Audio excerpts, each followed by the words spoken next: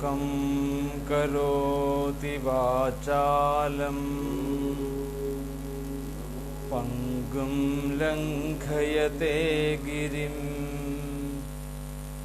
यत्कृपातमहं वन्दे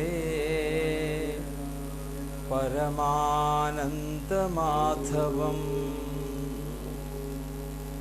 सदाशिवसमारम्भां शङ्कराचार्यमध्यमाम् अस्मदाचार्यपर्यन्तां वन्दे गुरुपरम्पराम्। अज्ञानतिमिरान्धस्य ज्ञानाञ्जनशलाकया चक्षुरुन्मीलितं येन तस्मै श्रीगुरवे नमः। गुरवे सर्वलोकानां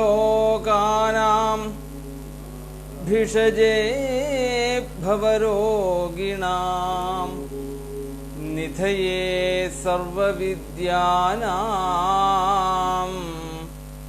दक्षिणामूर्तये नमः। त्वमेव माता च पिता त्वमेव बन्धुश्च सखा त्वमेव विद्या द्रविणं त्वमेव सर्वं मम देवदेव। योऽन्तःप्रविश्य मम वाचमिमां प्रसुप्तां सञ्जीवयत्यखिलशक्तिधरस्वधाम्ना अन्यांश्च हस्तचरणश्रवणत्वगादीन् प्राणान्नमो भगवते पुरुषाय तुभ्यम्। ഭല്ലല്ലുള്ളിലഴാത്ത നിർമ്മലതയും നിസ്വാർത്ഥമാം ഭക്തിയും ഉള്ളിൽ പെയ്തലിഞ്ഞ ഭഗവത് സപ്താഹ പീയൂഷവും തള്ളിത്തള്ളി നിറഞ്ഞുയർന്ന അമൃതമാം സത്കീർത്തി തന്മൂർത്തിയാം മള്ളിയൂർ ശങ്കര വിപ്രവർയ സുകൃതം തുഭ്യം നമസ്തേ നിശം। സദ്ഗുരുഭ്യോ നമഃ। ഗോവിന്ദനാമ സങ്കീർത്തനം ഗോവിന്ദ ഗോവിന്ദ। നമസ്കാരം, എല്ലാവർക്കും നമസ്കാരം. നമ്മൾ പതിവുകാരെ ആരെയും അങ്ങനെ കാണുന്നില്ല. അതായത് നമുക്ക് ആരംഭിക്കാം. പതിവ് പോലെ നമ്മൾ ആ ഭാഗവത ഗ്രന്ഥത്തിൻ്റെ മുമ്പിലേക്ക് വരുമ്പോൾ നമുക്ക് വേണ്ടതായിട്ടുള്ള ഗുണങ്ങൾ അല്ലേ, നമ്മളൊന്ന് മനസ്സിൽ ചിന്തിക്കാൻ വേണ്ടിയിട്ടാണത്. നമ്മളൊന്ന് തയ്യാറെടുക്കുക. എങ്ങനെയാണ് നമ്മളുടെ ഗാർഹികമായിട്ടുള്ള പല ബന്ധപ്പാടുകളിലും ഇന്ന് നടക്കുന്നതായിട്ടുള്ള പ്രകൃതിക്ഷോഭങ്ങളുടെ പേരിലും ഒക്കെ നമ്മൾ മനസ്സ് വല്ലാണ്ട് കലുഷിതമായിട്ടിരിക്കുന്ന സമയമാണ്. ആയിക്കോട്ടെ, അതെല്ലാം ഈശ്വരേച്ഛയായിട്ട് സംഭവിക്കുന്നതാണ് എന്ന് മനസ്സിലാക്കിക്കൊണ്ട് നമ്മൾ ആ ഭാരത്തെ, വല്ലാണ്ട് ഭാരിച്ചതായിട്ടുള്ള ഭാരങ്ങളെ മുഴുവൻ എന്തു ചെയ്യണം? താഴെ ഇറക്കി വെച്ച് ഒരു കുറച്ചു നേരത്തേക്ക് ആ ബുദ്ധിയിലും മനസ്സിലും ഒക്കെ കുറച്ച് ശുദ്ധമായിട്ടുള്ള ഒരു സ്ഥലം എന്തിനു വേണ്ടിയിട്ട്? ഈ ഭാഗവത തത്വങ്ങളെ നമ്മുടെ ബുദ്ധിയിലേക്ക്, നമ്മളുടെ മനസ്സിലേക്ക് ഉറപ്പിക്കുവാൻ വേണ്ടി ശ്രമിക്കുക. അപ്പം നമ്മുടെ ഉള്ളിലുള്ള ആ വികാരഭേദങ്ങളെയൊക്കെ ഒന്ന് മനസ്സിലാക്കിക്കൊണ്ട് കുറച്ചു നേരം നമ്മൾ എന്തായി നമ്മൾ മതിക്കകത്ത് കയറുന്ന അല്ലെ, ക്ഷേത്ര മതിക്കകത്ത് കയറുമ്പോൾ നമുക്കുണ്ടാകുന്ന ഒരു അന്തരീക്ഷത്തെ നമ്മൾ സ്വീകരിക്കുക എന്നർത്ഥം. ഒന്ന് ശുദ്ധമായിട്ട് അല്ലെ, മനസ്സ് ശുദ്ധമായിട്ട് ഇരിക്കുക, ശാന്തമായിട്ട് സമാധാനപരമായിട്ട് നമുക്ക് ആ ഭാഗവത തത്വത്തിലേക്ക് കടക്കാം. ഇനി മനസ്സിനെ പല രീതിയിലും പിടിച്ചു വലിച്ചുകൊണ്ടിരിക്കും ഇന്ദ്രിയങ്ങളുടെ അല്ലെ, ഇന്ദ്രിയങ്ങളുടെ നേതൃത്വത്തിൽ മനസ്സിനെ പല ദിക്കുകളിലേക്ക്, കാത് കാതിന്റെ സ്ഥലത്തേക്ക്, കണ്ണ് കണ്ണിന്റെ സ്ഥലത്തേക്ക് അല്ലെ, നാസിക നാസികയുടെ സ്ഥലത്തേക്ക്, നാവ് നാവിന്റെ സ്ഥലത്തേക്ക്, ഇങ്ങനെ പല രീതിയിലായിട്ട് നമ്മളുടെ പുറത്തോട്ട് നിൽക്കുന്നതായിട്ടുള്ള ഇന്ദ്രിയങ്ങൾ പല വിഷയങ്ങളുമായിട്ട് ബന്ധപ്പെട്ട് നിൽക്കുകയാണ്. സത്വഗുണമായിട്ടും രജോ ഗുണമായിട്ടും തമോ ഗുണമായിട്ടും. നമുക്ക് രാത്രിയിൽ കാണുന്ന ഒരു ഗുണമല്ല പിന്നീട് രാവിലെ കാണുന്നത്, രാവിലെ കാണുന്ന ഗുണമല്ല ഉച്ചയ്ക്ക് കാണുന്നത്, ഉച്ചയ്ക്ക് കാണുന്ന ഗുണമല്ല സായം സന്ധ്യയിൽ കാണുന്നത്. ഇതൊക്കെ ഈ ഗുണങ്ങളൊക്കെ ഇങ്ങനെ എന്ത് ചെയ്യും, ചക്രീയമായിട്ട് ഇങ്ങനെ തിരിഞ്ഞുകൊണ്ടേയിരിക്കും. അപ്പൊ ആ 3 ഗുണങ്ങളെയും, സത്വഗുണമായിക്കോട്ടെ രജോ ഗുണമായിക്കോട്ടെ തമോ ഗുണമായിക്കോട്ടെ, ഈ 3 ഗുണങ്ങളെയും പിടിച്ചു വലിക്കുന്നത് ആരാണ്? നമ്മളുടെ അല്ലേ കാതാണ്. പലതും നമ്മൾ കേൾക്കുമ്പോൾ അങ്ങോട്ട് പോകണം എന്ന് നമുക്ക് തോന്നും, കാണുമ്പോൾ അത് വേണമെന്ന് നമുക്ക് തോന്നും, സ്പർശിക്കുമ്പോൾ അത് വേണമെന്ന് നമുക്ക് തോന്നും, വാസനിക്കുമ്പോൾ അത് നമുക്ക് വേണമെന്ന് തോന്നും അല്ലേ, ഓരോന്നിന്റെ രസം നമ്മൾ പകരുമ്പോൾ അത് വേണമെന്ന് നമുക്കങ്ങ് തോന്നും. ഇങ്ങനെ പല ദിക്കിലേക്ക് പിടിച്ചു വലിച്ചുകൊണ്ടിരിക്കുകയാണ് ഈ 5 ഇന്ദ്രിയങ്ങൾ. അതിന് പ്രഹ്ലാദൻ പറയുന്നുണ്ട്, ഗൃഹസ്ഥനാകുമ്പോഴേക്കും 6 ഭാര്യമാരുണ്ടാവുമെന്ന് പറയാം. ഒന്ന് നമ്മളുടെ പൂർണ്ണ സ്വരൂപമായിട്ടുള്ള ഭാര്യ, അതുകൂടാതെ ഈ 5 ഭാര്യയും കൂടി ഇങ്ങനെ 6 ഭാര്യമാര് പിടിച്ച് വലിച്ച് നശിപ്പിക്കുന്ന ഒരു ജീവിതമാണ് ഗാർഹിക ജീവിതം എന്ന് പറയും. അപ്പൊ ആ വലയങ്ങളിലൊന്നും നമ്മൾ പെടില്ല എന്ന് ഉറപ്പിക്കുക. അതെങ്ങനെയാ ഉറപ്പിക്കാൻ പറ്റുക? ഈ ഇന്ദ്രിയങ്ങളെയൊക്കെ നയിക്കുന്നത് ആരാണ്? നമ്മളാണ് ഈ ഇന്ദ്രിയങ്ങൾ എവിടെ പോകണം എന്ന് തീരുമാനിക്കേണ്ടത്. മനസ്സാണ് അല്ലെ, നമ്മൾ എന്നും പറയും മനസ്സാണ് എല്ലാത്തിനും. ചേത ഖല്വസ്യ ബന്ധായ, ബന്ധനത്തിന് കാരണം മനസ്സാണ്. അപ്പൊ എന്ത് ചെയ്യണം? നമ്മൾ ഈ മനസ്സിനെ പിടിച്ച് വലിച്ച് ഇവിടെ നിൽക്കണം. നമ്മുടെ ഭാഗവതത്തിന് മുമ്പിൽ നിൽക്കട്ടെ എന്ന് ഞങ്ങൾ കുറച്ചു നേരത്തേക്ക് തീരുമാനിക്കുക.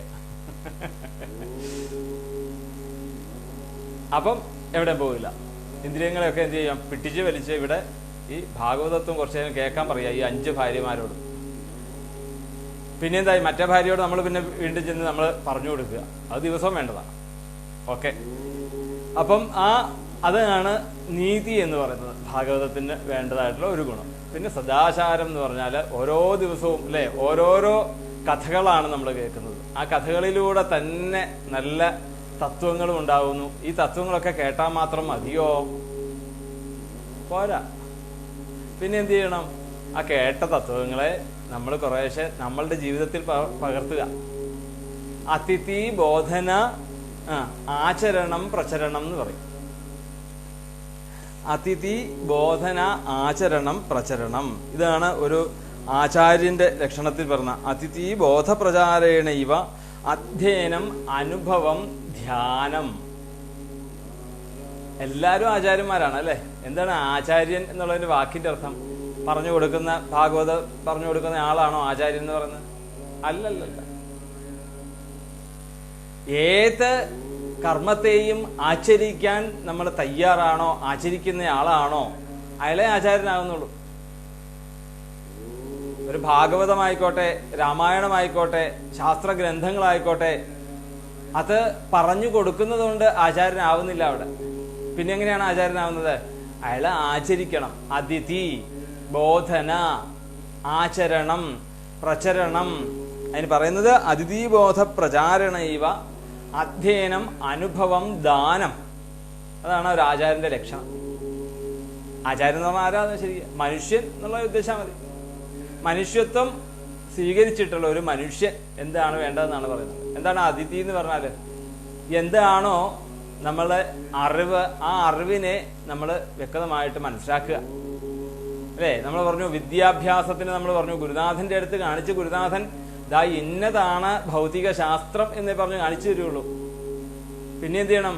പിന്നെയുള്ളതൊക്കെ നമ്മൾ എക്സ്പെരിമെൻ്റൊക്കെ നമ്മൾ സ്വയം ലബോറട്ടറി പോയി ചെന്ന് പരിശോധിച്ച് H2O അത് വെള്ളമാണ് അല്ലേ, 2 ഹൈഡ്രജനും 1 ഓക്സിജനും കൂടുമ്പോൾ അത് വെള്ളം ഉണ്ടാകുന്നു. ഇതൊക്കെ പഠിക്കേണ്ടത് ആരാണ്?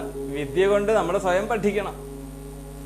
അപ്പം അതിഥി എന്ന് പറയുമ്പോൾ എന്താണ് ആ ജ്ഞാനം എന്നുള്ളത് മനസ്സിലാക്കുന്നു.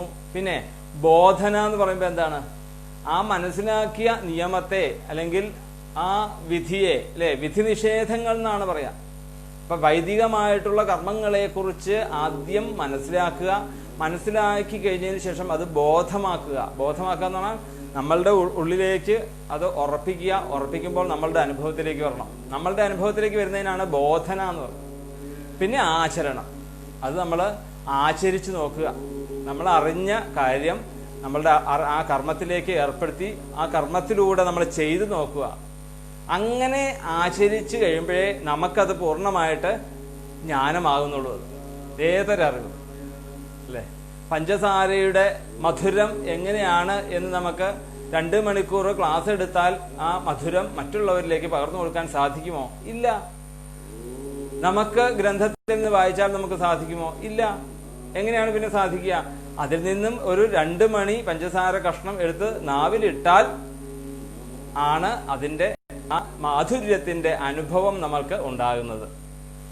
അപ്പൊ അതുപോലെയാണ് ഏതൊരറിവും. അതുപോലെയാണ് ആ അറിവ് നമ്മൾ അറിഞ്ഞ് അത് ബോധമാക്കി, അതിഥി ബോധന ആചരണം. നമ്മൾ ആചരിച്ചതിന് ശേഷം മാത്രമേ നമുക്ക് മറ്റൊരാളോട് ദാ ഇന്നത് നോക്കിക്കോളൂ കേട്ടോ, നിങ്ങൾ ഭാഗവതത്തെ കുറിച്ച് നിങ്ങൾ പഠിച്ചോളൂ, എല്ലാത്തിലും എന്ത് വിഘ്നങ്ങൾ നിങ്ങൾക്ക് ഉണ്ടെങ്കിലും, അല്ലെങ്കിൽ എന്തുകൊണ്ടാണ് ഈ വിഘ്നങ്ങൾ ഉണ്ടാകുന്നത് അല്ലെ? നമ്മൾ പറഞ്ഞു 3 രീതിയിലേ നമുക്ക് ദുഃഖങ്ങളുള്ളൂ അല്ലെ. ആധിഭൗതികം, ആധിദൈവികം, ആധ്യാത്മികമായിട്ടുള്ള ദുഃഖങ്ങളേ ഉള്ളൂ. വേറെ ഒരു ദുഃഖവും നമുക്ക് വരാനില്ല. ഒന്ന് നമ്മൾ ഈ ഭൂമിയിൽ ഉണ്ടായിട്ടുള്ള ജീവജാലങ്ങളിൽ നിന്ന്, പിന്നെ ദൈവേച്ഛയാവുന്ന ദുഃഖങ്ങള്, പിന്നെ നമ്മളുടെ ശരീരത്തിനും നമ്മളുടെ മനസ്സിനും ഉണ്ടാകുന്ന ദുഃഖങ്ങള്.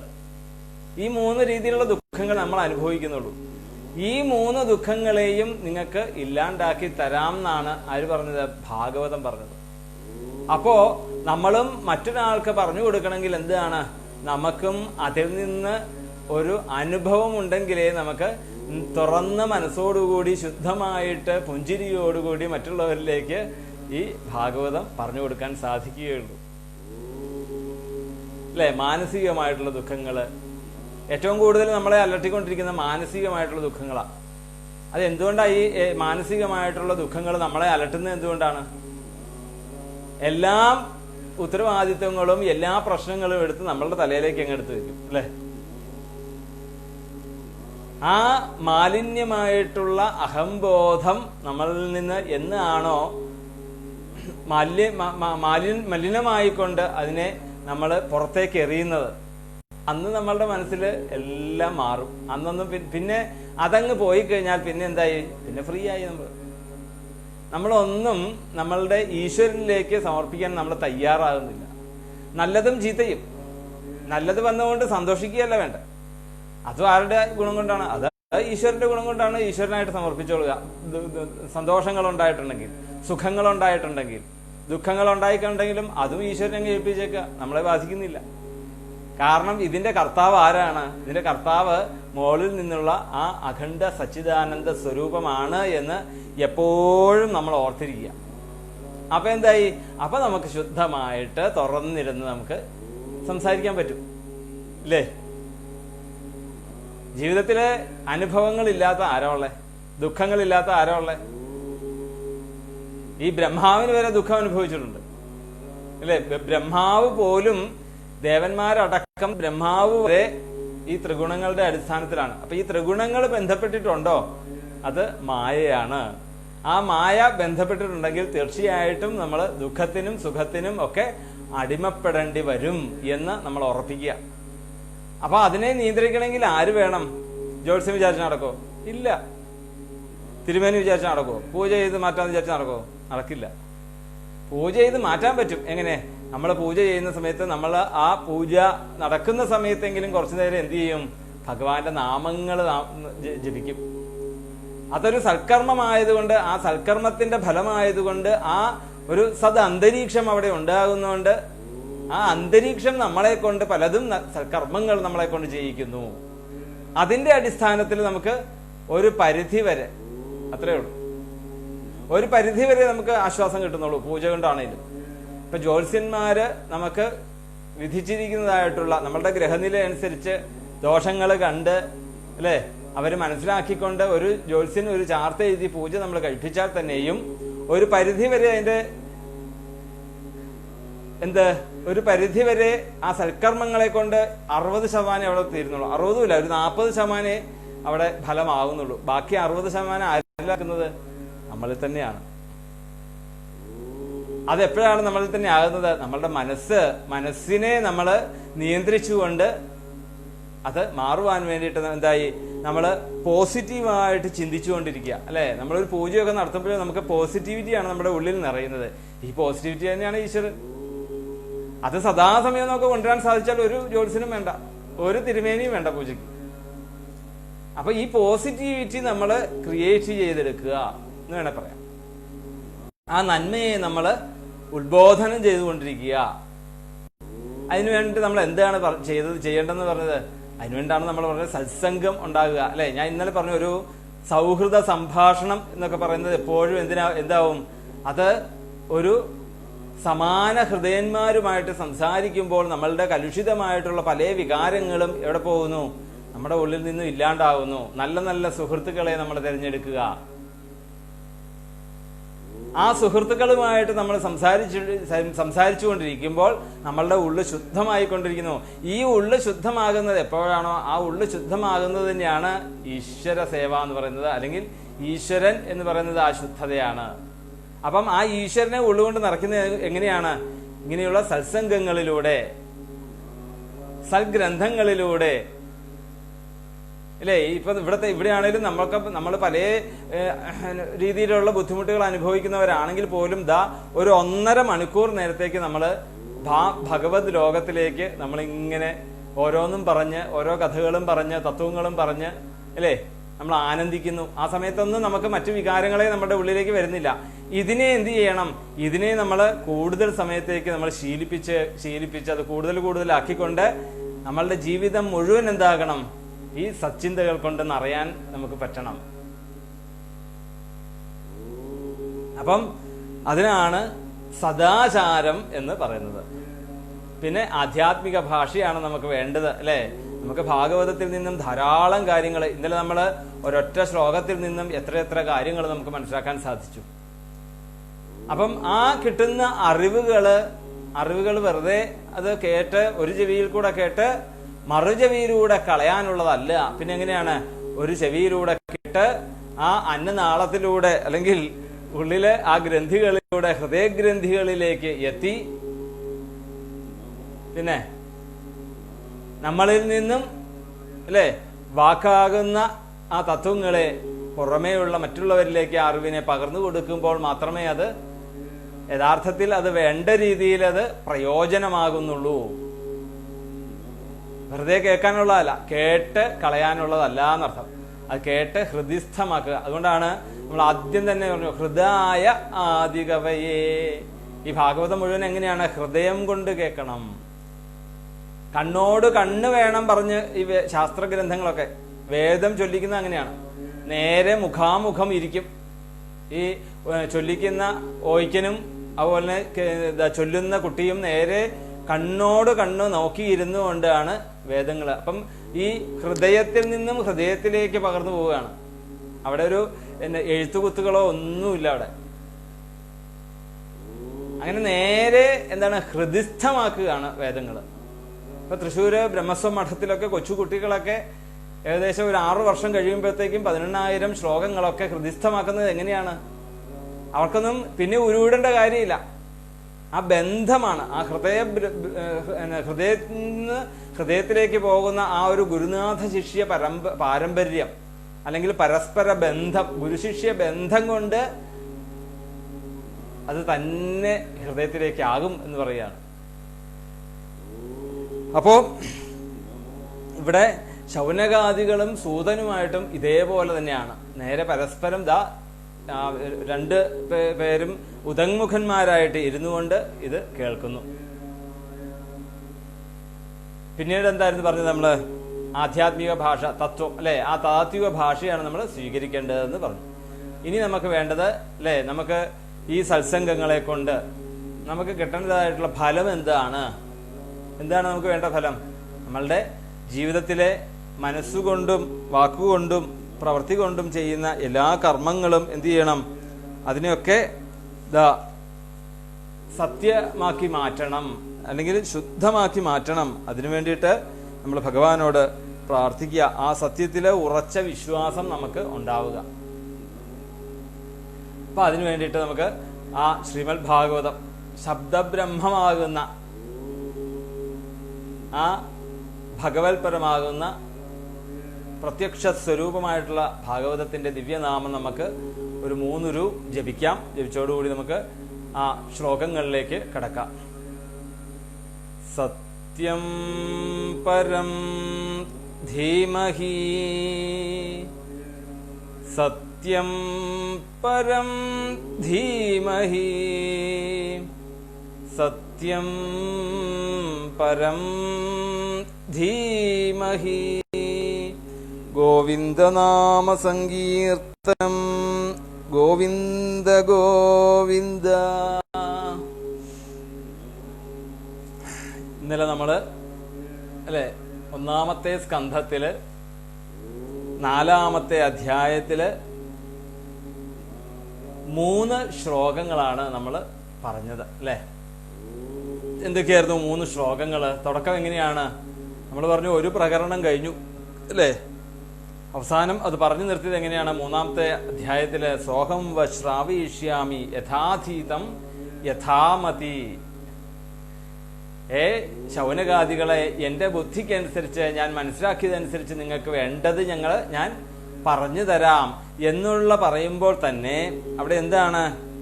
അവിടെ ഒരു ചോദ്യങ്ങള് ഇനി വീണ്ടും ഈ ശൗനകാദികൾക്ക് ഉണ്ടാകുന്ന രീതിയിലേക്കാണ് അവിടെ പറഞ്ഞു നിർത്തിയത് സൂതൻ. അങ്ങനെയാണ് ഈ ഗുരുനാഥന്മാരെല്ലാം അങ്ങനെയാണ്. കാരണം എന്തെങ്കിലുമൊക്കെ ചോദ്യങ്ങൾ ഇങ്ങോട്ട് വരണം. അപ്പൊ ആ ചോദ്യങ്ങൾക്ക് വേണ്ടി ഒരു സസ്പെൻസ് ഇട്ടോണ്ടേ ഗുരുനാഥന്മാർ സംസാരിക്കുകയുള്ളൂ. ഇവിടെ അത് തന്നെയാണ്. എനിക്കറിയാവുന്ന പോലെയൊക്കെ ഞാൻ പറഞ്ഞു തരാം, എന്തൊക്കെയോ എനിക്ക് ഒരു കൂട്ടം മനസ്സിലാക്കിയിട്ടുണ്ട് എന്നാണ് അതിൽ നിന്നുള്ള പൊരുൾ അല്ലെ. നാം മനസ്സിലാക്കിയത് എന്താണ് സൂത ഒന്ന് പറഞ്ഞു തരൂ എന്ന് ശൗനകാദികൾ ആവശ്യപ്പെടണം. അതിനുവേണ്ടിയാണ് അവിടെ പറഞ്ഞത് ആ കലോ നഷ്ടദൃശാമേഷ പുരാണോർക്കോധുനോദിന പുരാണോർക്കോധുനോദിത. ഉദിച്ചതായിട്ടുള്ള ഉദിത പുരാണ അർക്കഹ ഉദിത. ആ പുരാണമായിട്ടുള്ള ഭാഗവത പുരാണമായിട്ടുള്ള സൂര്യൻ ഉദിച്ചിട്ടുണ്ട്. എന്ത്? കലോ നഷ്ടദൃശാമേഷ, നിങ്ങൾക്ക് നഷ്ടപ്പെട്ടതായിട്ടുള്ള ധർമ്മത്തെ തിരിച്ചു കൊണ്ടുവരുവാൻ വേണ്ടി ഭാഗവത പുരാണമായിട്ടുള്ള ആ പുരാണ സൂര്യൻ ആ കലികാലത്ത് കലിയുടെ ഇരുട്ടിനെ മാറ്റുവാൻ വേണ്ടിയിട്ട് ഇരട്ടി പ്രകാശത്തോടുകൂടി ഉദിച്ചിട്ടുണ്ട്. അത് മനസ്സിലാക്കിയതനുസരിച്ച് ഞാൻ നിങ്ങൾക്ക് പറഞ്ഞുതരാം എന്നുള്ള ചോദ്യം കൂടി ആകുമ്പോഴേക്കും ഈ സൂര്യൻ, ഈ പുരാണ സൂര്യൻ ഏതാണ് സൂത എന്നൊക്കെ ചോദ്യം വരുമ്പോൾ, അപ്പൊ ഈ ചോദ്യങ്ങൾ വരുന്ന രീതിയിലാണ് ഗുരുനാഥന്മാര് എന്ത് ചെയ്യുന്നത്? ശിഷ്യന് ആ ഉത്തരങ്ങളും അല്ലെങ്കിൽ പലതും പറഞ്ഞു കൊടുക്കുന്നതനുസരിച്ചായിരിക്കും. ഓരോ ഉത്തരങ്ങൾക്കും അടുത്ത ചോദ്യങ്ങൾ അതിന്റെ ഉള്ളിൽ ഉണ്ടായിരിക്കും എന്നർത്ഥം. അങ്ങനെയാണ് ഇവിടെ സൂതൻ അല്ലെ ശൗനകാദികൾ അതുപോലെ തന്നെ ഓരോ ചോദ്യങ്ങൾ ചോദിക്കുകയാണ്. കസ്മിൻ യുഗേ പ്രവൃത്തേയം സ്ഥാനേ വാ കേന ഹേതുനാ കുതഃ സംജ്യോതിതഃ കൃഷ്ണ കൃതവാൻ സംഹിതാം മുനി. കസ്മിൻ യുഗേ പ്രവൃത്തേയം, ഏത് യുഗത്തിലാണ് ഇത് സംഭവിച്ചത്? സംഭവിച്ചത് ഈ ഭാഗവതത്തിന്റെ ആഗമനം. ശ്രീമദ് ഭാഗവതം എന്താണ് എന്നുള്ളത് നമ്മൾ വ്യക്തമായിട്ട് ഇന്നലെ പറഞ്ഞു അല്ലെ. അധികം പാണ്ഡിത്യമൊന്നും വേണ്ട, അധികം വിഭക്തി ഒന്നും പഠിക്കണ്ട, തുറന്ന ഒരു മനസ്സോടുകൂടി ശുദ്ധമായിട്ട് ഇതിനെ പൂർണ്ണമായിട്ട് വിശ്വസിച്ചുകൊണ്ട് ഇതിനെ കേൾക്കാൻ തയ്യാറായാൽ മതി. അങ്ങനെ തയ്യാറായാൽ നമുക്ക് എന്ത് കിട്ടും? ഇതിൽ നിന്ന് നമുക്കൊരു ഉള്ളിലൊരു കുളിർമ കിട്ടും, ഒരു ശുദ്ധത കിട്ടും, നമുക്ക് എന്തിനേയും നേരിടാനുള്ള ഒരു സ്പേസ് നമുക്ക് കിട്ടും. നമ്മളുടെ ഉള്ളിലെ ഭാരങ്ങൾ മുഴുവൻ നമുക്ക് ആരെ ഏൽപ്പിക്കാൻ പറ്റും? ഈ ബോധസ്വരൂപനായിട്ടുള്ള ഭഗവാനെ ഏൽപ്പിക്കാൻ നമുക്ക് സാധിക്കും. ആ യാഥാർത്ഥ്യത്തെ നമുക്ക് കാണിച്ചു തരികയാണ് ഭാഗവതം. അങ്ങനെ കാണിച്ചു തരുമ്പോൾ എന്തായി? നമ്മൾക്ക് മനസ്സിലാകും, നമ്മളല്ല ഈ കാണുന്ന ഓരോ പ്രവർത്തികൾക്കും കർത്താവ് നമ്മളല്ല. കർത്താവ് ആരാണ്? ഈശ്വരനാണ് എന്നുള്ള ഒരു ബോധത്തെ നമ്മളെ ഉറപ്പിക്കും. പിന്നെ അങ്ങനെ ഉറപ്പിക്കുമ്പോൾ എന്തിനാണ് നമ്മൾ ആവശ്യമില്ലാത്ത തലവേദനകൾ മുഴുവൻ നമ്മുടെ തലയിലേക്ക് ഏറ്റുന്നത്? മക്കളുടെ വിദ്യാഭ്യാസം, അല്ലെ, ഭാര്യയുടെ തലവേദന, ഭാര്യയുടെ പരാതികള്, അച്ഛന്റെ ബുദ്ധിമുട്ടുകള്, അച്ഛന്റെ അസുഖങ്ങള്, അമ്മയുടെ അസുഖങ്ങള്, ഇങ്ങനെയുള്ള എല്ലാ ബുദ്ധിമുട്ടുകളെയും എന്തായി? ഞാൻ എൻ്റെ എന്നുള്ള രീതിയിൽ നമ്മൾ ഇതിനെടുത്ത് നമ്മൾ ഈ തലയിലേക്ക് എടുത്ത് വെക്കുകയാണ്.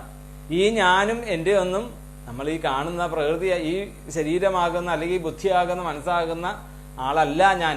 പിന്നെ ആരാണ് ഈ ഞാൻ? ഈ ഞാൻ എന്ന് പറയുന്നത് നമ്മുടെ ഉള്ളിലുള്ള ഈ ബോധസ്വരൂപനെയാണ്.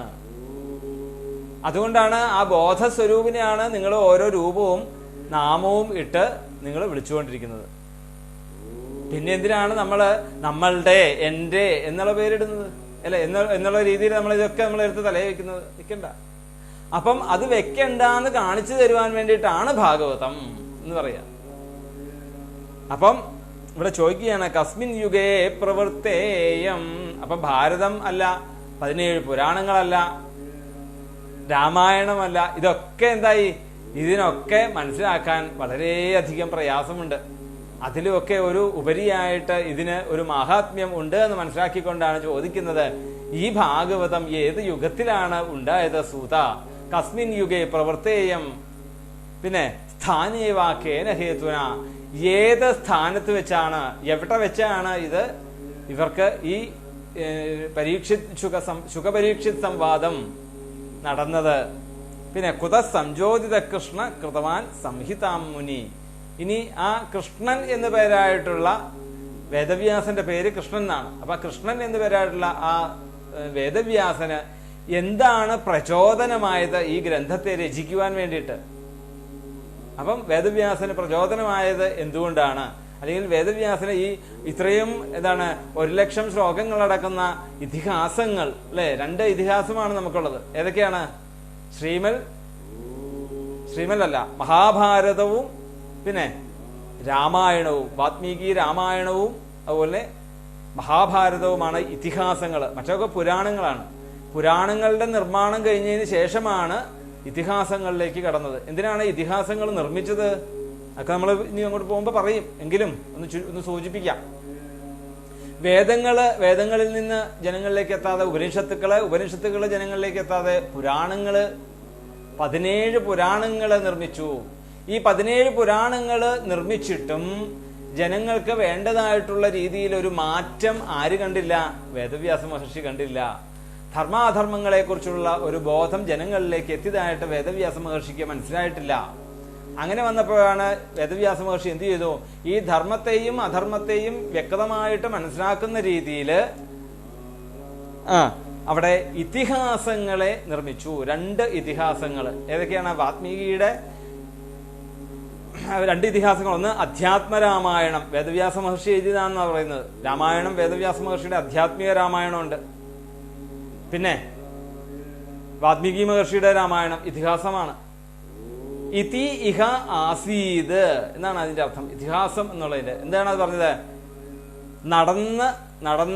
നടക്കപ്പെട്ടത്, ആസീത് ഉണ്ടായിരുന്നത്, ഇപ്രകാരം ഇവിടെ നടന്നതായിട്ടുള്ള ചരിത്രങ്ങൾ എന്ന് പറയുന്നു. വെറും ചരിത്ര കഥകളല്ല, കെട്ടുകഥകളല്ല എന്ന് എടുത്തു കാണിക്കുന്നതാണ് ഇതി ഇഹ ആസീത് ഇതിഹാസം. അപ്പോ ആ നടന്നതായിട്ടുള്ള മഹാഭാരത കഥകളെ വേണ്ട രീതിയിൽ അപഗ്രഥിക്കാതെ അതിനെയൊക്കെ വെറും കെട്ടുകഥകളായിക്കൊണ്ട് കുടുംബത്തിൽ പോരടിക്കാൻ വേണ്ടിയിട്ടുള്ള ഒരു ഗ്രന്ഥമാണെന്ന് പറഞ്ഞുകൊണ്ട് അതിനെയൊക്കെ എന്ത് ചെയ്തു? നമ്മൾ അതിനെയൊക്കെ ഒരു ഷെൽഫിന്റെ ആ കോളങ്ങളിലേക്ക് ഓരോരോ ഗ്രന്ഥങ്ങളുടെ കൂട്ടത്തിലേക്കും ഭൗതിക ശാസ്ത്രം, ജൈവശാസ്ത്രം, അങ്ങനെയുള്ള ധാരാളം ഭൗതികമായിട്ടുള്ള ഓരോ വിജ്ഞാന ശാഖകളിലെ ഓരോരോ ഗ്രന്ഥങ്ങൾ നമ്മൾ പ്രദർശിപ്പിച്ചുകൊണ്ട് ഷോക്കേസിനകത്തേക്ക് വെക്കുന്നത് കൂട്ടെ അതിൻ്റെ കൂടെ തന്നെ ഈ മഹാഭാരതവുമായിട്ടുള്ള വലിയ 1,00,000 ശ്ലോകങ്ങളോളം അടങ്ങിയതായിട്ടുള്ള ഈ മഹാഭാരതം എന്നുള്ള ഗ്രന്ഥവും കൂടി അതിൻ്റെ കൂടെ നമ്മൾ അലങ്കരിക്കപ്പെട്ടു എന്നർത്ഥം. ആ അലങ്കാരം മാത്രമേ ഉണ്ടായുള്ളൂ. അതുകൊണ്ട് നമുക്ക് എന്തെങ്കിലും പ്രയോജനം ഉണ്ടായോ ജനങ്ങൾക്ക്? ഇല്ല. ഇതൊക്കെ ആ അലമാരിക്കകത്ത് പൊട്ടിപിടിച്ച് ധർമാധർമ്മങ്ങളൊക്കെ ആ പൊട്ടിപിടിച്ച് അതിനകത്ത് അങ്ങ് ഇരുന്നു എന്നുള്ള അല്ലാതെ ജനങ്ങളിൽ നിന്നും യാതൊരു മാറ്റവും ആ വേദവ്യാസ മഹർഷി കണ്ടില്ല എന്നർത്ഥം.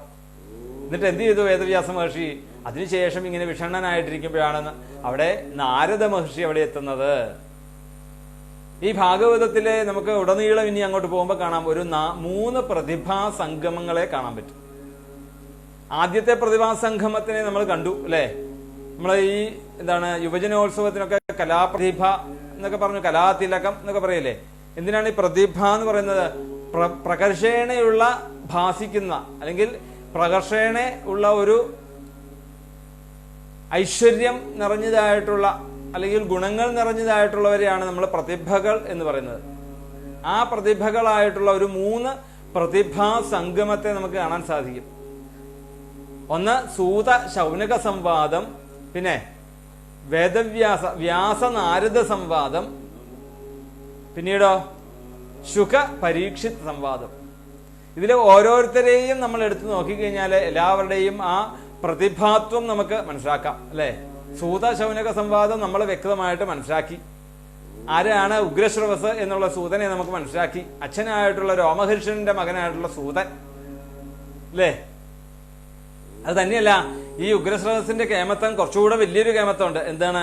ബലഭദ്രസ്വാമികളിൽ നിന്നുമാണ് ഈ ഭാഗവതത്തെ സൂതന് ഉപദേശമായിട്ട് കിട്ടിയത്. അതും അപ്പോൾ ആ രീതി നോക്കിക്കഴിഞ്ഞാലും എന്താണ്? ഇത് ഭഗവാനിൽ നിന്നും വന്ന ഉപദേശങ്ങൾ തന്നെയാണ് ഭാഗവതം. അതാണ് ഭാഗവതത്തിന് ഇത്രയും ഒരു മഹാത്മ്യം എന്ന് പറയാണ്. പിന്നീട് ശൗനകന്റെ നമ്മൾ പറഞ്ഞു, ശൗനകോ സർവജ്ഞാൽ എന്ന് പറയും. ശൗനകനെ കുറിച്ച് പറയുമ്പോൾ അങ്ങനെയാണ്. അപ്പം ആ സർവജ്ഞനായിട്ടുള്ള ശൗനകൻ ആണ് ഇവിടുത്തെ ശ്രോതാവായിട്ട്, അല്ലെങ്കിൽ ഈ ആദ്യത്തെ പ്രതിഭാ സംഗമത്തില് നമുക്ക് ആ ശൗനകന്റെ മഹത്വത്തെ നമുക്ക് മനസ്സിലായി. പിന്നീട് വേദവ്യാസനും നാരദ മഹർഷി അല്ലെ? വേദവ്യാസൻ ആരാണ്? ശങ്കരാചാര്യ സ്വാമികൾ പോലും ഭഗവാൻ വേദവ്യാസ എന്നാണ് അവിടെ ഉപദേശിക്കുന്നത്, അല്ലെങ്കിൽ അവിടെ വേദവ്യാസനെ കുറിച്ച് പറയുമ്പോൾ. അപ്പം ആ ഭഗവാന്റെ അവതാരമായിട്ടുള്ള ആ വേദവ്യാസ മഹർഷിയും പിന്നെ ദദാതി നാരദൻ എന്നുള്ളൊരു പ്രതിഭയും അവിടെ അടുത്ത പ്രതിഭാസംഗമം. ഒട്ടും പുറകിലല്ലാത്തവരാണെന്ന് അർത്ഥം. പിന്നെയോ അടുത്ത ആരാ? പിന്നെ ശുകപരീക്ഷിത് സംവാദം. ശ്രീ ശുഖബ്രഹ്മർഷിയൊക്കെ നമ്മൾ ധാരാളം നമ്മൾ അനുസ്മരിച്ചു. ശുഖന്റെ സമദൃങ് നിർവികൽപ്പക ഇനി പറയും. സമഭാവത്തോടുകൂടി യസ്വാനുഭാവം അഖില ശ്രുതിസാരമേകം അധ്യാത്മദീപം അതിതിരീരിഷതാം തമോന്ധം സംസാരിണാം കരുണയാഹ പുരാണ ഗുഹ്യം. എല്ലാവരിലും സംസാരികളായിട്ടുള്ള ഭൂതത്തിൽ അല്ലെങ്കിൽ ഭൂതങ്ങളായിട്ടുള്ള എല്ലാ ജീവജാലങ്ങളിലും ഒരേപോലെ സമഭാവനയോടുകൂടി ദയാവായ്പോടുകൂടി കർമ്മങ്ങളിൽ ഏർപ്പെടുന്ന ആളാണ് ആര്? ശ്രീ ശുഖബ്രഹ്മർഷി അല്ലെ?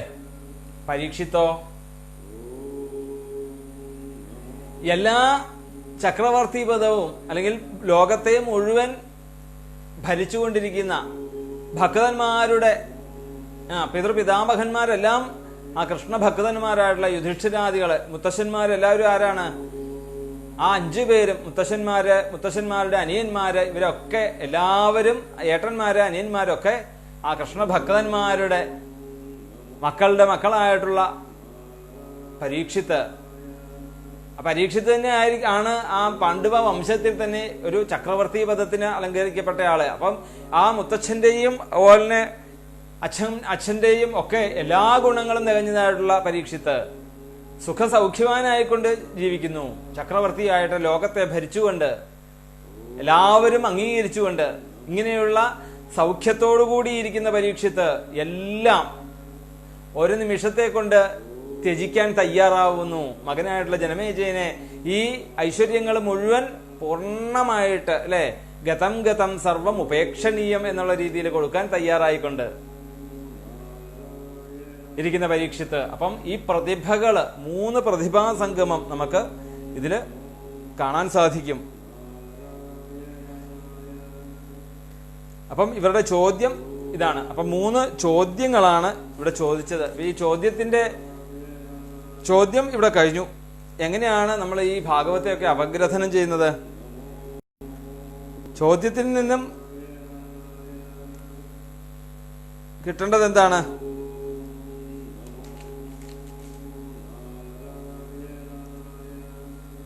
മൂന്ന് രീതിയിലാണ് നമ്മൾ ഇതിനെ അപഗ്രഥിക്കേണ്ടത് അല്ലെ? ശ്രവണം, പിന്നെ മനനം, നിധിധ്യാസനം. 3 രീതിയിലാണ് നമ്മൾ ഭാഗവതത്തിന്റെ അപഗ്രഥിക്കേണ്ടത്, അല്ലെങ്കിൽ അതിനെ മനസ്സിലാക്കുന്ന രീതി അതാണ്. അപ്പൊ ഇവിടെ 3 ചോദ്യങ്ങള് ശൗനകാദികൾ ചോദിച്ചതിനെ ആര് കേട്ടു? സൂതൻ കേട്ടു. കസ്മിൻ യുഗേ പ്രവർത്തേയം സ്ഥാനേവാ കേന ഹേതുന കുത സംചോദിത കൃഷ്ണ കൃതവാൻ സംഹിതാം മുനി. വേദവ്യാസ മഹർഷി ഇത് എഴുതാനുള്ള പ്രചോദനം ആരിൽ നിന്നാണ്? ഏത് സ്ഥാനത്ത് വെച്ചാണ്? പിന്നെ കസ്മിൻ യുഗേ, ഏത് യുഗത്തിലാണ് ഭാഗവതം രചിച്ചത്? ഇങ്ങനെ ചോദ്യങ്ങളായി. അപ്പൊ നമ്മള് അതിനെക്കുറിച്ച് ശ്രവണം ചെയ്തു. ഇനി മനനമാണ് വേണ്ടത്. അപ്പോ ഈ നമ്മള് 3 അധ്യായങ്ങളിലൂടെ ചോദിച്ച ആ ചോദ്യങ്ങളുടെ ഒക്കെ ഇതവിടെ കഴിഞ്ഞ് ഇപ്പൊ ചോദിച്ചിട്ടുണ്ട് 3-4 ചോദ്യങ്ങൾ ചോദിച്ചു. ഈ ചോദ്യങ്ങള് കേൾക്കുക എന്നുള്ളത് സൂതന്റെ ഡ്യൂട്ടി കഴിഞ്ഞു. ഇനി എന്താണ് വേണ്ടത്? ഇനി കേട്ടതായിട്ടുള്ള ചോദ്യങ്ങളെ മനനം ചെയ്യുക 2 പേർക്കും കൂടി. അതാണ് ഇനി തുടർച്ചയായിട്ട് അങ്ങോട്ട് ഈ മനനം ആണ് ചെയ്യുന്നത്. ഈ ചോദിച്ച ചോദ്യത്തിനുള്ള മനനമാണ് ഇനി 12ാമത്തെ അധ്യായത്തിൽ 11ാമത്തെ അധ്യായം വരെ 11ാമത്തെ അധ്യായം വരെ ചോദിച്ച ചോദ്യങ്ങളെ പറഞ്ഞു കൊടുത്ത മനനം ചെയ്യുക എന്നുള്ളതാണ്. പിന്നീട് 12ാമത്തെ അധ്യായവും 13ാമത്തെ അധ്യായവും, ആ 12ാമത്തെ സ്കന്ധത്തില് 12ാമത്തെ അധ്യായത്തില് ഇതെല്ലാം ഈ പ്രഥമ സ്കന്ധത്തിൽ അനുസ്മരിച്ചത് തൊട്ട് 12ാമത്തെ സ്കന്ധത്തിലെ 11ാമത്തെ അധ്യായം വരെ എന്തൊക്കെയാണോ അതെല്ലാം ഒരു ചെറിയൊരു ക്യാപ്സൂൾ പരുവത്തിൽ കൊടുക്കുന്നു അല്ലെ? നമുക്ക് ഈ എന്താണ് വാർത്തകൾ വരും, ഹൈലൈറ്റ് ആയിട്ടുള്ള വാർത്തകൾ എന്ന് പറയും അല്ലെ, ഹെഡ്ലൈൻസ് എന്ന് പറയും. എന്ന് പറഞ്ഞ പോലെ വാർത്തകൾ വിശദമായി, അല്ലെങ്കിൽ എന്താണ് ചുരുക്കത്തിൽ പ്രധാന വാർത്തകൾ എന്ന് പറഞ്ഞു വരും. എന്ന് പറഞ്ഞ പോലെയാണ് ഈ 12ാമത്തെ അധ്യായം. ഇത്രയും നാളും മനനം ചെയ്തതിനെ ഒന്ന് നിധിധ്യാസനം ചെയ്യുക. ശ്രോതവ്യ കീർത്തിതവ്യശ്ച ധ്യേയ പൂജ്യശ്ച നിത്യത. ഞാൻ പറഞ്ഞില്ല, ഈ ഒരു 3 ക്രമങ്ങള് ഭാഗവത്തിലെ പൂർണ്ണമായിട്ട് ഇങ്ങനെ കാണിച്ചുകൊണ്ടിരിക്കും. നമുക്കും വേണ്ട 3 കാര്യങ്ങൾ അതാണ്. കേൾക്കുക, പറയുമ്പോൾ അതിൽ നിന്ന് മനസ്സിലാക്കുന്നതായിട്ടുള്ള ഇതിനെ നമ്മൾ അപഗ്രഥിച്ച് അതിനെ നിധിധ്യാസനം ചെയ്ത് വേണ്ടതിനെ തെരഞ്ഞെടുത്തോളുക മനുഷ്യനാകാൻ അല്ലേ?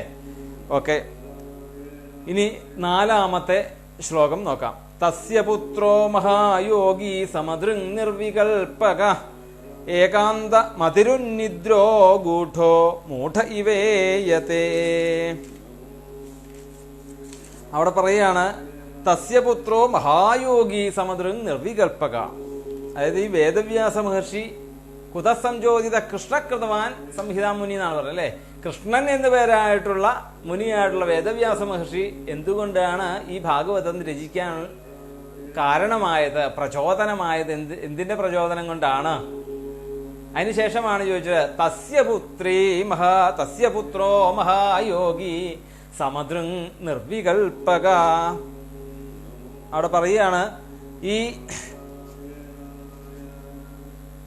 ശ്രീശുഖബ്രഹ്മർഷിയെ സംബന്ധിച്ചിടത്തോളം നിർവികൽപ്പ സമാധിയിലേക്ക് എത്തിയിട്ടുള്ള ആ ശ്രീശുഖബ്രഹ്മർഷി മഹായോഗി, അങ്ങനെയാണ് പറയുന്നത്. അവിടെ ശൗനകാദികൾക്ക് തന്നെ മനസ്സിലായിട്ടുണ്ട് ഈ ശ്രീശുഖബ്രഹ്മർഷിയുടെ മഹത്വം അല്ലെ? നമ്മൾ ഇന്നലെ പറഞ്ഞു എന്തുകൊണ്ടാണ് വേദങ്ങളും വേദാംഗങ്ങളും മനസ്സിലാക്കിയതായിട്ടുള്ള ശൗനകാദി മഹർഷിമാർക്ക് ഈ ഭാഗവതം കേൾക്കാനുള്ള രുചി ഉണ്ടാവാൻ എന്താണ് കാരണം? എന്തുകൊണ്ടാണ് ഈ എന്താണ് നിർവികൽപ്പ സമാധിയിലെത്തിയതായിട്ടുള്ള ശ്രീശുഖബ്രഹ്മർഷി എന്തുകൊണ്ട് ഭാഗവതത്തെ ഇത്ര ആത്മാർത്ഥമായിട്ട് സ്വീകരിച്ചുകൊണ്ട് അത് പഠിക്കാൻ തയ്യാറായിക്കൊണ്ട് വേദവ്യാസ മഹർഷിയുടെ അടുത്തേക്ക് വന്നു എന്നുള്ളത് ആലോചിച്ചപ്പോൾ ആ ഭാഗവതത്തിന് അത്ര കണ്ട് മാധുര്യം ഉണ്ട് എന്നുള്ളത് മനസ്സിലാക്കി. കൂടാതെ ഈ ശ്രീശുഖ ബ്രഹ്മർഷി അത്ര കണ്ട് ജ്ഞാനത്തിലേക്ക് എത്തിയ ആള് ഇതിനെ എത്ര കണ്ട് ആ ആഴത്തിലേക്ക് അപഗ്രഥിച്ചിട്ടുണ്ടാവും. ആ ഒരു ബുദ്ധിയിലൂടെ ആയിരിക്കും ശ്രീശുഖ ബ്രഹ്മർഷി ആർക്ക് പറഞ്ഞു കൊടുത്തത്? പരീക്ഷത്തിന് പറഞ്ഞു കൊടുത്തിരിക്കുന്നത്. അങ്ങനെ ആ ശ്രീശുഖ ബ്രഹ്മർഷി അത്ര കണ്ട് ആഴത്തിലൂടെ ചിന്തിച്ച് ഈ ഗ്രന്ഥത്തെ മനസ്സിലാക്കിയത് എന്താണോ പരീക്ഷത്തിന് പറഞ്ഞു കൊടുത്തത് അത് ഞങ്ങൾക്ക് പറഞ്ഞു തരൂ സൂത എന്നാണ് അവിടെ പറഞ്ഞത്. അപ്പൊ ഭാഗവതത്തിന്റെ മഹത്വം അത്ര ഉണ്ട് എന്ന് മനസ്സിലാക്കിക്കൊണ്ടാണ് ഇവര് അത് വീണ്ടും മനസ്സിലാക്കുവാൻ വേണ്ടി തയ്യാറായത്. അപ്പം മഹായോഗി സമദൃങ് നിർവികൽപക എങ്ങനെയായിരുന്നു? സമദുഃഖ സുഖക്ഷമിയായിരുന്നു. വിദ്യാ വിനയസമ്പന്നേ ബ്രഹ്മണേ ഗവി ഹസ്തിനി ശുനിജൈവ ശുഭാഗേജ പണ്ഡിത സമദർശിന. ഭഗവത്ഗീതയില് അർജുനന് ഭഗവാൻ ഉപദേശിക്കുന്ന ഒരു ശ്ലോകമാണത്. ആരാണ് സമദർശി? ആർക്കാണ് സമദർശിയായിട്ട് കാണാൻ സാധിക്കുന്നത്? വിദ്യാ വിനയസമ്പന്നേ, വിദ്യയും വിനയവും സമ്പന്നമായിട്ടുള്ളവൻ. നമ്മൾ പറഞ്ഞു രണ്ടും രണ്ട് സ്ഥലത്തു നിന്നാണ് കിട്ടേണ്ടത്. വിദ്യ എവിടെ നിന്നാണ് കിട്ടേണ്ടത്? വിദ്യ കിട്ടേണ്ടത് എന്താണ് അറിവ് എന്നുള്ളത് ഗുരുനാഥൻ കാണിച്ചു തരും. അതിനെ അഭ്യസനം ചെയ്ത് നമ്മൾ വിവേകത്തോടുകൂടി അതിനെ നന്മതിന്മയെ മനസ്സിലാക്കിക്കൊണ്ട് വിജ്ഞാനത്തോടുകൂടി അതിനെ അനുഭവിക്കുന്ന ആ കിട്ടുന്ന അറിവാണ് ജ്ഞാനം. അതാണ് യഥാർത്ഥത്തിലുള്ള വിദ്യ എന്ന് പറയുന്നത്. പരോക്ഷ ജ്ഞാനം എന്നുള്ളത്, അപരോക്ഷ ജ്ഞാനം. പരോക്ഷ ജ്ഞാനം എവിടെ നിന്നാണ് കിട്ടുന്നത്? വിദ്യാ വിനയസമ്പന്നേ. ഈ വിനയം കിട്ടുന്നത് എവിടെ നിന്നാണ്? അച്ഛനമ്മമാരിൽ നിന്ന്, അല്ലെ? സത്യം മാതാ പിതാ ജ്ഞാനം, ധർമ്മം ഭ്രാത കൃപാ സഖി, അല്ലെ? നമ്മൾ കഴിഞ്ഞ ദിവസം നമ്മൾ വ്യക്തമായിട്ട് പറഞ്ഞു. അമ്മയിൽ നിന്ന് സത്യവും അച്ഛനിൽ നിന്ന് ജ്ഞാനവും സഹോദരന്മാരിൽ നിന്ന് ധർമ്മത്തെയും സമൂഹത്തിൽ നിന്ന് കരുണയെയും ഭാര്യയിൽ നിന്ന് ശാന്തിയെയും പുത്രന്മാരിൽ നിന്ന് ക്ഷമയെയും മനസ്സിലാക്കുന്നതായിട്ടുള്ളതാണ് വിനയം എന്നുള്ളത്. അതിൽ നിന്നാണ് നമുക്ക് കിട്ടുന്നത്. അപ്പം രണ്ട് രീതിയിലുള്ള സമ്പാദ്യം നമുക്ക് ഉണ്ടാവണം. ഞാൻ വിദ്യാ വിനയ സമ്പന്നേ ബ്രഹ്മണേ ഗവിഹസ്തിനി. അപ്പം ഇങ്ങനെ മനസ്സിലാക്കിയതായിട്ടുള്ള ഈ ബ്രഹ്മം, ഈശ്വരൻ, ആ ശുദ്ധമായിട്ടുള്ള സത്യത്തെ അല്ലെങ്കിൽ യാഥാർത്ഥ്യത്തെ പറയാണ് ഗവിഹസ്തിനി. ഒരു പശുവിലായിക്കോട്ടെ, അല്ലേ? ഒരു പശുവിലായിക്കോട്ടെ, ഒരു ആനയിലായിക്കോട്ടെ. എന്താണ് ഈ പശുവിനെയും ആനയും ആദ്യം എടുത്ത് പറഞ്ഞത്? അല്ലെ? നമ്മുടെ ജന്തുക്കളിലാണേലും ഒരു വർണ്ണവിഭേചനം ഉണ്ട് അവിടെ. എങ്ങനെയാണ് വർണ്ണവിഭേചനം അറിയാൻ പറ്റുന്നത്? പശു എന്ന് പറഞ്ഞാൽ എന്താണ്? എല്ലാവർക്കും അല്ലെ ക്ഷീരത്തെ നൽകിക്കൊണ്ട് എല്ലാവരെയും സന്തോഷിപ്പിക്കുന്ന ഒരു ജന്തുവാണ് പശു. നമ്മൾ അതുകൊണ്ട് ആദരിക്കുന്നു അതിനെ. തീർച്ചയായിട്ടും നമ്മൾ പശുവിനെ ഈ ഭൂമിയെ പശുവായിട്ട് പറയുന്നുണ്ട്. ഇനി പൃഥുവിന്റെ ചരിത്രത്തിലൊക്കെ പറയും, പൃഥ്വിരാജാവ് ഭൂമിയെ തോൽപ്പിച്ച്, അല്ലെങ്കിൽ ഭൂമിദേവി പശുവിന്റെ വേഷം കെട്ടിക്കൊണ്ട് പൃഥു വന്നു കഴിഞ്ഞപ്പോഴത്തേക്കും ഈ ഭൂമിയെ എന്താണ് ശിക്ഷിക്കുവാൻ വേണ്ടിയിട്ട് രാജാവ് വന്നപ്പോഴത്തേക്കും ഒരു ഗോമാതാവിന്റെ വേഷം കെട്ടി ഓടുകയായിരുന്നു ഈ ഭൂമിദേവി. എന്നിട്ട് ആ ഭൂമിദേവിയാകുന്ന ഗോവിൽ നിന്നും ഓരോരുത്തർക്കും കറന്നെടുത്തു കൊടുക്കുകയായിരുന്നു. അതിന്റെ അകട്ടിൽ നിന്നും അവരവർക്ക് ആവശ്യപ്പെട്ടതായിട്ടുള്ള, ദേവന്മാർക്ക് ആവശ്യപ്പെട്ടതായിട്ടുള്ള അമൃത്, അസുരന്മാർക്ക് ആവശ്യപ്പെട്ടതായിട്ടുള്ള മദ്യം തുടങ്ങിയതായിട്ടുള്ള ഓരോ ഔഷധങ്ങള് ഈ ഭൂമിയിൽ നിന്നും കറന്നെടുത്തു കൊടുക്കുകയായിരുന്നു പൃഥു മഹാരാജാവ്. അപ്പം നമ്മൾ പശുക്കളെ അതുകൊണ്ട് പശുക്കളെ നമ്മൾ എന്ത് ചെയ്യുന്നു? ആദരിക്കുന്നു, പൂജിക്കുന്നു, അല്ലേ? നമ്മൾ പൂജിക്കും, ഗോപൂജ, പശുക്കളെ പൂജിക്കും നമ്മള്. അപ്പം നമ്മളുടെ ജീവിതത്തിന് ആധാരമായിട്ടുള്ള ക്ഷീരത്തെ നൽകുന്ന പശുക്കളില് ആരെ കാണുന്നു? ബ്രഹ്മണേ ഗവി ഹസ്തിനി. ആ ബ്രഹ്മത്തെ നമുക്ക് കാണാൻ സാധിക്കുന്നു. നമുക്കല്ല, സമദർശിയായിട്ടുള്ളവർക്ക്, യോഗികളായിട്ടുള്ളത്, ശ്രീശുഖ ബ്രഹ്മർഷിയെ പോലെയുള്ള ഗവി ഹസ്തിനി. ഹസ്തിനി എന്ന് പറഞ്ഞാൽ എന്താണ്? ഹസ്തി എന്ന് പറഞ്ഞു കഴിഞ്ഞാല് ആന, അല്ലെ? ഈ ആനയും എന്താണ്? ഒരു രാജകീയമായിട്ടുള്ള ഒരു സ്ഥാനമുള്ള ഒരു മൃഗമാണ് ആന, അല്ലെ? നമ്മളെ ഉത്സവാദികളില്, ക്ഷേത്രങ്ങളിലെ കാര്യങ്ങളില് രാജാക്കന്മാർക്ക് എഴുന്നള്ളിക്കുവാൻ വേണ്ടിയിട്ട് രാജാക്കന്മാര് ആനപ്പുറത്തായിരുന്നു എഴുന്നള്ളുക. അപ്പൊ ഒരു രാജകീയ പദവിയാണ് ആ മൃഗത്തിന് കൊടുത്തിരുന്നത്. അപ്പൊ ഇങ്ങനെയുള്ള ഉയർന്ന സവർണ മേധാവിത്വം ഉള്ള പദവിയിലേക്ക് ഇരിക്കുന്ന മൃഗങ്ങളായിട്ടുള്ള പശുക്കളിലും ആനകളിലും പിന്നെ ശുനിജൈവ ശ്വപാകേച, ശുനകൻ എന്ന് പറഞ്ഞ ആരാണ്? നായ അല്ലെ? ശുനിജൈവ, ആ ശുനകനിലും. എപ്പോഴും നമ്മൾ കണ്ടു കഴിഞ്ഞാൽ കേരളീയർക്ക് ഒരു പ്രത്യേക ഒരു സ്വഭാവം എന്താണ്? നായയെ കണ്ടാല് ഉരുളങ്കല്ല് എടുത്ത് അതിനെ ഒന്നും എറിഞ്ഞില്ലേ എന്ത് പറ്റില്ല, സുഖാവില്ല. ആ എപ്പോഴും അല്ലെ യജമാനന്റെ അടിയും ആ കല്ലേറും കിട്ടുന്നതായിട്ടുള്ള നായയിലും ആ ഈശ്വരീയത കണ്ടിട്ടുള്ള, അല്ലെങ്കിൽ ആ ബ്രഹ്മത്തെ കണ്ടിട്ടുണ്ട്. ശ്വപാകേച, ശ്വപാകൻ എന്ന് പറഞ്ഞ ആരാണ്? ശ്വപാകൻ എന്ന് പറഞ്ഞാൽ ചണ്ടാളന്മാര്, ഏറ്റവും താഴ്ന്ന ആൾക്കാര്. എന്താണ് ശ്വപാകൻ? എന്താണ്? ശ്വാനനെ പാകം ചെയ്ത് ഭക്ഷിക്കുന്നവൻ. ശ്വാനമാംസം എന്ന് പറഞ്ഞാല് നായ്ക്കളുടെ മാംസത്തെ ഭക്ഷിക്കുന്ന ആളാണ് ശ്വപാകന്മാർ. അവരെയാണ് ചണ്ടാളൻ എന്ന് വിളിക്കും. അപ്പം അങ്ങനെയുള്ള ഈ ചണ്ടാളനിലും ബ്രഹ്മണേ ശ്വപാകേച, ബ്രഹ്മണേ ഗവി, ബ്രഹ്മണേ ഹസ്തിനി, ബ്രഹ്മണേ ശുനിജൈവ, ബ്രഹ്മണേ ശ്വപാകേച. അപ്പൊ ഈ ബ്രഹ്മം ഈ പശുക്കളിലായിക്കോട്ടെ, ആനകളിലായിക്കോട്ടെ, നായ്ക്കളിലായിക്കോട്ടെ, നായയുടെ മാംസം കഴിക്കുന്ന ചണ്ടാളനിലായിക്കോട്ടെ, പണ്ഡിതാ സമദർശിന, പണ്ഡിതന്മാരായിട്ടുള്ള ഭക്തന്മാർക്ക് ഇവരിലെല്ലാവരിലും ഒരേ കണ്ണോടുകൂടി കാണാൻ സാധിക്കുന്നു.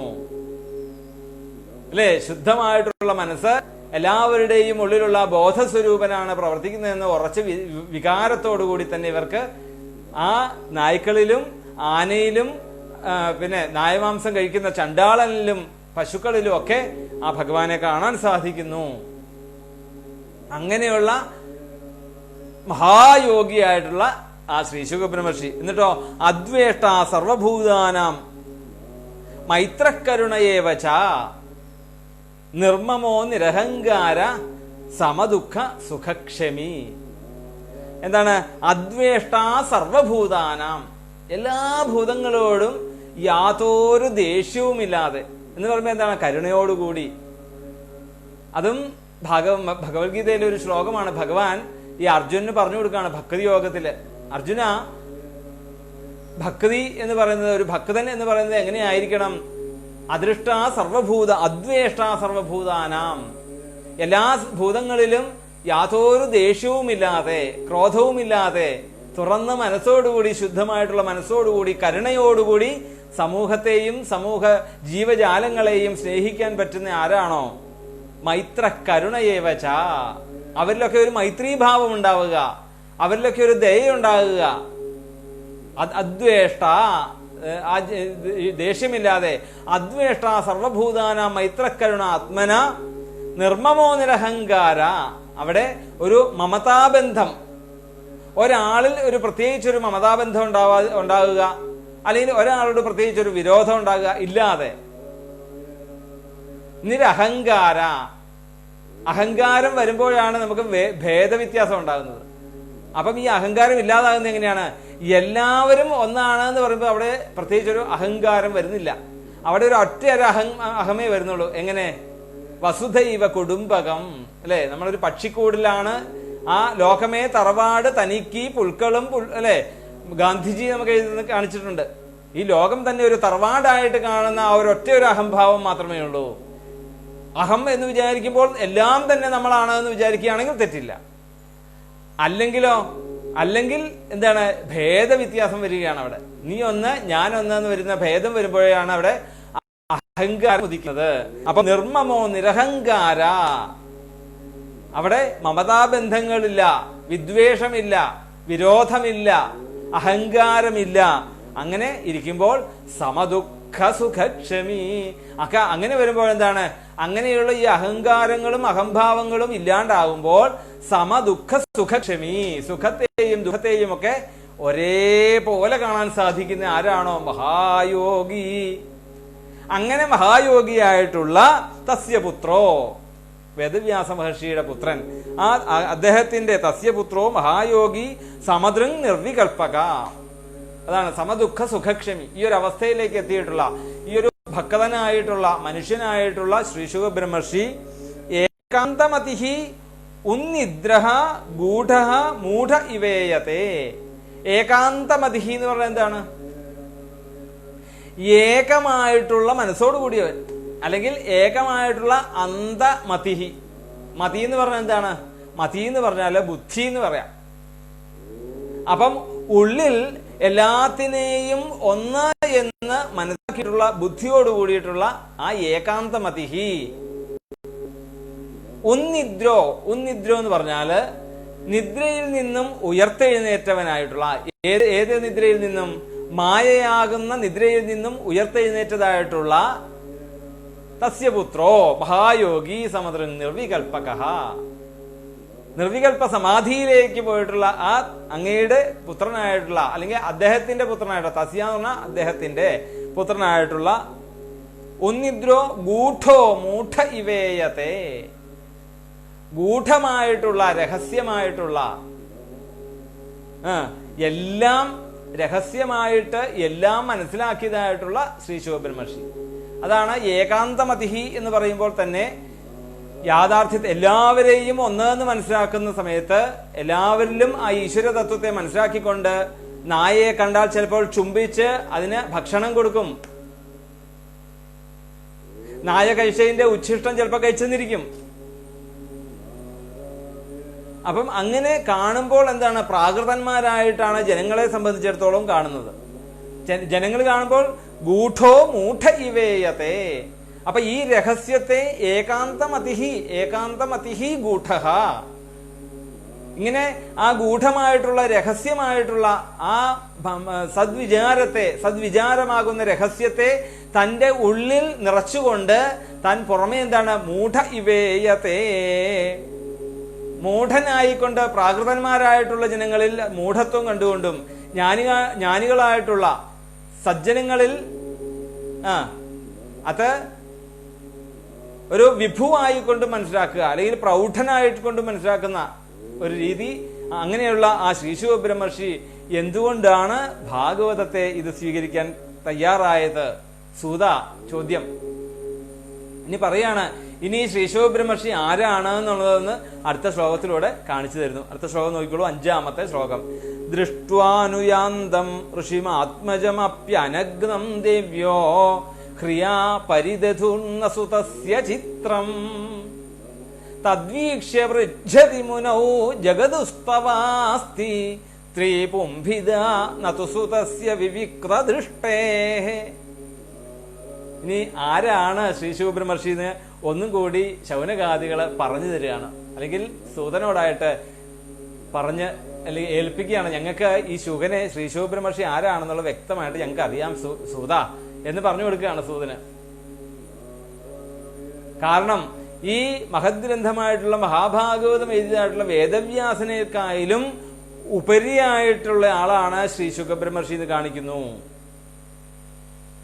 അങ്ങനെയാണെങ്കിൽ ഉപരിയാണോ? അല്ല, നമുക്കങ്ങനെ പറയാമെന്ന് മാത്രമേ ഉള്ളൂ. ഇവിടെ ഇപ്പോൾ ഈ ഒരൊറ്റ ശ്ലോകത്തിൽ ആ വേദവ്യാസ മഹർഷിയുടെ മഹത്വത്തെ മഹത്വത്തെ ഒന്ന് ചെറുതാക്കി കാണിക്കുന്നു എന്ന് മാത്രമേ ഉള്ളൂ. പക്ഷേ ഈ വേദവ്യാസ മഹർഷിയുടെ മകനായിട്ടുള്ള ശുഗൻ, നമ്മൾ നേരത്തെയൊക്കെ പറഞ്ഞു അല്ലേ, ഗുരുനാഥന്റെ അടുത്തേക്ക് പറഞ്ഞു വിടുന്നത് ആരാണ്? അച്ഛനാണ് പറഞ്ഞു വിടുന്നത്. അച്ഛനാണ് പറഞ്ഞു വിടുന്നത്. നമുക്ക് തോന്നും ഈ ഒരു ശ്ലോകം നമുക്ക് വ്യാഖ്യാനിച്ച് കഴിഞ്ഞിട്ട് ഞാൻ അവസാനം പറയാം, അതിന്റെ ഒരു വ്യക്തമായിട്ടുള്ള ഒരു മഹത്വമുണ്ട്, നമ്മൾ തെറ്റിദ്ധരിക്കപ്പെടരുതെന്ന് പറയാണ്. ദൃഷ്ടുവാനുയാന്തം ഋഷിമാത്മജം അപ്യനഗ്നം ദേവ്യോ ഹ്രിയാ പരിദധുർന്ന സുതസ്യ ചിത്രം. അതായത് ശ്രീ ശുഗബ്രഹ്മർഷി നമ്മള് പ്രവ്രജന്തം പറഞ്ഞപ്പോ പറഞ്ഞു, പുത്രാന്ന് വിളിച്ചുകൊണ്ട് വേദവ്യാസ മഹർഷി തന്റെ മകനെ അല്ലെ ആ പിതൃഘടം വീട്ടുവാൻ വേണ്ടിയിട്ടുള്ള ഒരു രീതിയിൽ പുത്ത് എന്ന് പേരായിട്ടുള്ള നരകത്തിലേക്ക് പോകാതിരിക്കുവാൻ വേണ്ടിയിട്ട് ആ പുത്രനായിട്ടുള്ള ശ്രീശുകനെ പുത്രാന്ന് ഉറക്കെ വിളിച്ചു. ആ വിളിച്ച സമയത്ത് ശ്രീ ശിവബ്രഹ്മർഷിക്ക് ഒരു സംശയവും തോന്നിയില്ല. കാരണം ആ ജ്ഞാനത്തിലെത്തിയ ആൾക്ക് ഇനി യാതൊരു ബന്ധങ്ങളും പിന്നെ അവിടെ ബന്ധനമാകുന്നില്ല, ഗൃഹം ബന്ധനമാകുന്നില്ല, അച്ഛൻ ബന്ധനമാകുന്നില്ല. എല്ലാത്തിനെയും ഉപേക്ഷിച്ചുകൊണ്ട് തന്റെ യഥാർത്ഥ സ്ഥാനത്തേക്ക് നടന്നു പോകുന്ന ശ്രീ ശിവബ്രഹ്മർഷിയെ വിളിച്ച ആ പുത്രാന്ന് വിളിച്ചപ്പോഴേക്കും സർവഭൂത ഹൃദയം, മരങ്ങളാണ് വിളി കേട്ടത്. അപ്പൊ അന്ന് ഈ വേദവ്യാസ മഹർഷി ശ്രീ ശിവബ്രഹ്മർഷിയുടെ മഹത്വത്തെ മനസ്സിലാക്കിയ ആ ഒരു രംഗം. അപ്പൊ ഇങ്ങനെ ഈ ശ്രീശുഖബ്രഹ്മർഷി നടന്നു പോകുന്ന സമയത്ത് ദേവസരസിന്റെ അരികിലൂടെയാണ് ഈ ശ്രീശുഖബ്രഹ്മർഷി നടന്നു പോകുന്നത്. ശ്രീശുഖബ്രഹ്മർഷിയുടെ പ്രായം എത്രയാണ്? 16 വയസ്സ്. പൂർണ്ണ നഗ്നൻ, നൂൽബന്ധമില്ലാതെ ആ ദേവസരസിന്റെ സമീപത്ത് കൂടി പോയപ്പോൾ അവിടെ സ്ത്രീകള് അവിടെ ക്രീഡിച്ചുകൊണ്ടിരിക്കുന്നു. അല്ലെങ്കിൽ അവിടെ സ്നാനത്തിനായിട്ട് അവർ വന്നിരിക്കുന്നു. ശ്രീശുഖബ്രഹ്മർഷിയെ കണ്ടപ്പോഴേക്കും അതി തേജസ്വിയായിട്ടുള്ള ശ്രീശുഖബ്രഹ്മർഷി, കണ്ടാലോ ഒരു പ്രൗഢ ഗംഭീരൻ, 16 വയസ്സ്, നല്ല യൗവനം, മുഖത്തെ തേജസ്, ഊർധ്വരേതസ്സായിട്ടുള്ള തേജസ്, ഊർധ്വരേതസ് കൊണ്ടുണ്ടായിട്ടുള്ള തേജസ്. ഇപ്പൊ ഈ ഊർധ്വരേതസ് കൊണ്ടുണ്ടായിട്ടുള്ള ഈ തേജസ് കാണുമ്പോൾ തന്നെ ഇവർക്ക് എന്താണ്, ആ ഒരു പ്രൗഢിയെ ഇവർക്ക് മനസ്സിലാക്കാൻ സാധിക്കുന്നു. അവർക്ക് യാതൊരുവിധ, എന്നാൽ നഗ്നതയോടുകൂടി വന്ന ശ്രീശുഖബ്രഹ്മർഷിയെ അവർക്ക് യാതൊരു മനഃശാഞ്ചല്യവും ഇല്ലാതെ അവർക്ക് കൈകൂപ്പിക്കൊണ്ട് ആ ശ്രീശുഖനെ നോക്കി നിൽക്കാൻ തയ്യാറായി അവര്. അതുപോലെ തന്നെ ഇവരും അതെ, ഒരു നഗ്നതയോടുകൂടിയാണ് ഇവരും ആ സരസിലിരിക്കുന്നത്. അവർക്ക് യാതൊരു സംശയവും തോന്നിയില്ല. എങ്കിൽ തദ്വീക്ഷ്യ പൃച്ഛതി മുനോ, അവിടെ ദൃഷ്ട്വാനുയാന്തം ഋഷിമാത്മജം അപ്യനഗ്നം ദേവ്യോഹിയ പരിദധൂർണ സുതസ്യ ചിത്രം. ഇങ്ങനെ മകൻ പോയപ്പോൾ ഇവരിതാ ഇത്ര യാതൊരു ലജ്ജയും കൂടാതെ തൊഴുതു നിന്നിട്ടുണ്ടെങ്കിൽ, അച്ഛൻ പുറകെ വന്നു കഴിഞ്ഞപ്പോഴേക്കും, വേദവ്യാസ മഹർഷിയെ കണ്ടു കഴിഞ്ഞപ്പോഴത്തേക്കും ഇവർക്ക് വല്ലാത്ത ഒരു അസ്വസ്ഥതയായി. വേഗം അവര് വസ്ത്രങ്ങൾ എടുത്ത് മാറുമറച്ചു. ഇത് കണ്ടതോടുകൂടി തദ്വീക്ഷ്യ പൃച്ഛതി മുനൗ ജഗതുസ്തവാസ്തി, ഇത് കണ്ടു കഴിഞ്ഞപ്പോഴത്തേക്കും വേദവ്യാസ മഹർഷിക്ക് വല്ലാത്ത ഒരു ദേഷ്യമായി. കാരണം 16 വയസ്സായിട്ടുള്ള യുവത്വം തുളുമ്പുന്നതായിട്ടുള്ള ശ്രീശുഖബ്രഹ്മർഷി നടന്നു പോകുന്ന സമയത്ത് യാതൊരു ലജ്ജയും കൂടാതെ തൊഴുതുകൊണ്ട് നഗ്നകളായിക്കൊണ്ട് തൊഴുതു നിന്നിട്ടും എന്നെ വസ്ത്രം ധരിച്ചിട്ടുള്ള എന്താണ് വയോധൻ അല്ലെ, എന്താണ് വാർദ്ധക്യത്തിൽ എത്തിയിട്ടുള്ള എന്നെ കണ്ടിട്ട് അവർക്ക് ലജ്ജ തോന്നാൻ എന്താണ് കാരണം എന്ന് എനിക്ക് അറിയണം എന്ന് മനസ്സിലാക്കിക്കൊണ്ട് അവരോട് നേരെ ദേവസ്ത്രീകളോട് ചെന്ന് ചോദിച്ചു. പൃച്ഛതി മുനൗ ജഗതുസ്തവാസ്തി, അവരുടെ അടുത്ത് ചോദിച്ചു വേദവ്യാസ മഹർഷി, എന്താണ് നിങ്ങൾക്ക് ഇത്ര ഒരു ലജ്ജ വരാൻ കാരണം? എന്നാൽ വേദവ്യാസ മഹർഷിയെ കുറിച്ച് വ്യക്തമായിട്ട് ഇവർക്ക് ധാരണയുണ്ട്. പക്ഷേ എന്തുകൊണ്ടാണ് വേദവ്യാസ മഹർഷിയോടുള്ള ലജ്ജ വന്നത്? ഗൃഹസ്ഥ ആശ്രമിയാണെങ്കിൽ, ആ ഗൃഹസ്ഥാശ്രമത്തിൽ താമസിക്കുന്ന ആളുകളാണെങ്കിൽ സത്വഗുണത്തിനും രജോ ഗുണത്തിനും തമോ ഗുണത്തിനും അധീനന്മാരാണ് എന്ന് ഉറപ്പാണ്. അതിൽ നിന്നും എത്ര കണ്ട് നമ്മള് ഉപാസനയിലൂടെ നമുക്ക് ഉയരാൻ തയ്യാറായാലും ഒരിക്കലും അതിൽ നിന്ന് മാറ്റമില്ല എന്നുള്ളത് വ്യക്തമായിട്ടുള്ള ധാരണയാണ്. അപ്പൊ ഈ ഗുണത്തിന് അടിസ്ഥാനത്തിൽ നമ്മൾ ജീവിക്കുന്ന സമയത്ത് നമുക്ക് ഈ തമോ ഗുണങ്ങളും രജോ ഗുണങ്ങളും നിരന്തരം നമ്മുടെ ഉള്ളിലേക്ക് വന്നുകൊണ്ടിരിക്കും. എത്ര നമ്മൾ സാത്വികമായിട്ടുള്ള ഗ്രന്ഥങ്ങൾ, ധർമ്മശാസ്ത്രങ്ങൾ അനുസന്ധാനം ചെയ്താലും അനുപാഠം ചെയ്താലും തമോ ഗുണങ്ങളും രജോ ഗുണങ്ങളും എപ്പോഴും നമ്മളെ അലട്ടിക്കൊണ്ടിരിക്കുന്നു. അപ്പൊ നമ്മളൊന്ന് അയച്ചും കൂടെ കൊടുക്കുകയാണല്ലോ, അല്ലേ? അയച്ചും കൂടെ കൊടുക്കുന്നതിന് തലയെ കയറി പേനരിച്ചുകൊണ്ടിരിക്കും ഈ തമോ ഗുണമൊക്കെ.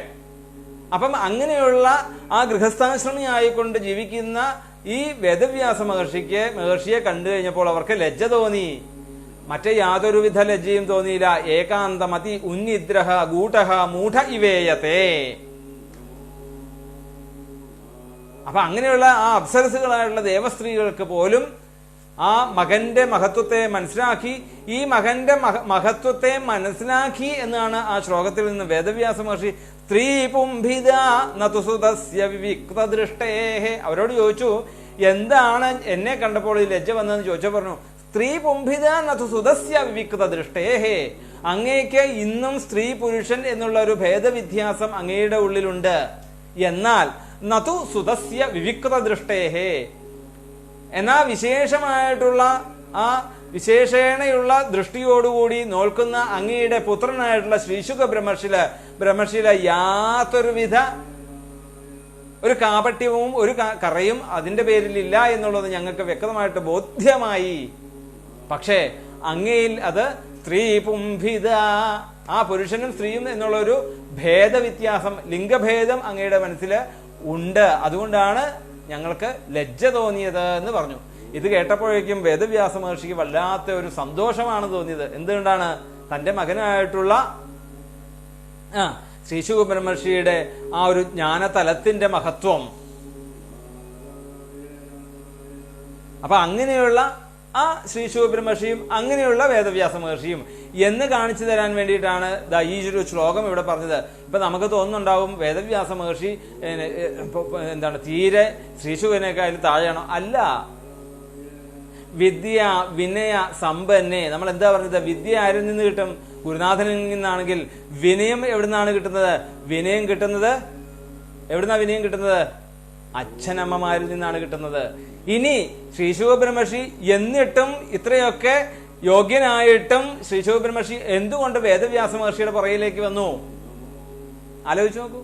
ഇവിടെ ഇതാ ശ്രീശുക ബ്രഹ്മർഷിയെ നമസ്കരിച്ച ദേവസ്ത്രീകള് പറഞ്ഞു, അങ്ങേക്ക് സ്ത്രീ പുംഭിത നതു സുതസ്യ വിവിക്ത ദൃഷ്ടേഹേ, അങ്ങേക്ക് സ്ത്രീ പുരുഷ ഭേദം, അങ്ങേക്ക് ലിംഗഭേദമുണ്ട്, അതുകൊണ്ടാണ് അങ്ങയെ ഞങ്ങൾക്ക് കണ്ടപ്പോൾ ലജ്ജ തോന്നിയത്. പക്ഷേ ഈ ശ്രീശുക ബ്രഹ്മർഷി പിന്നീട് ഈ അച്ഛൻ രചിച്ചതായിട്ടുള്ള ഭാഗവതത്തിലെ ശ്ലോകം ബരിഹാപീഠം നടവരവപു കർണയോ കർണികാരം എന്നുള്ള ആ വേണുഗോപാലന്റെ ധ്യാനത്തിന്റെ ചിത്രമായിട്ടുള്ള ആ ഛായാ ശ്ലോകം കേട്ടതോടുകൂടി വേദപ്രാമാണ്യം ആണെന്ന് മനസ്സിലാക്കിയത് കൊണ്ട് ആ ഉപനിഷത്ത് ഭാഷയിൽ അനുഭവിച്ച ശ്രീശുക ബ്രഹ്മർഷി ദാ അച്ഛന്റെ മുമ്പിൽ വന്ന് നമസ്കരിക്കുന്നു.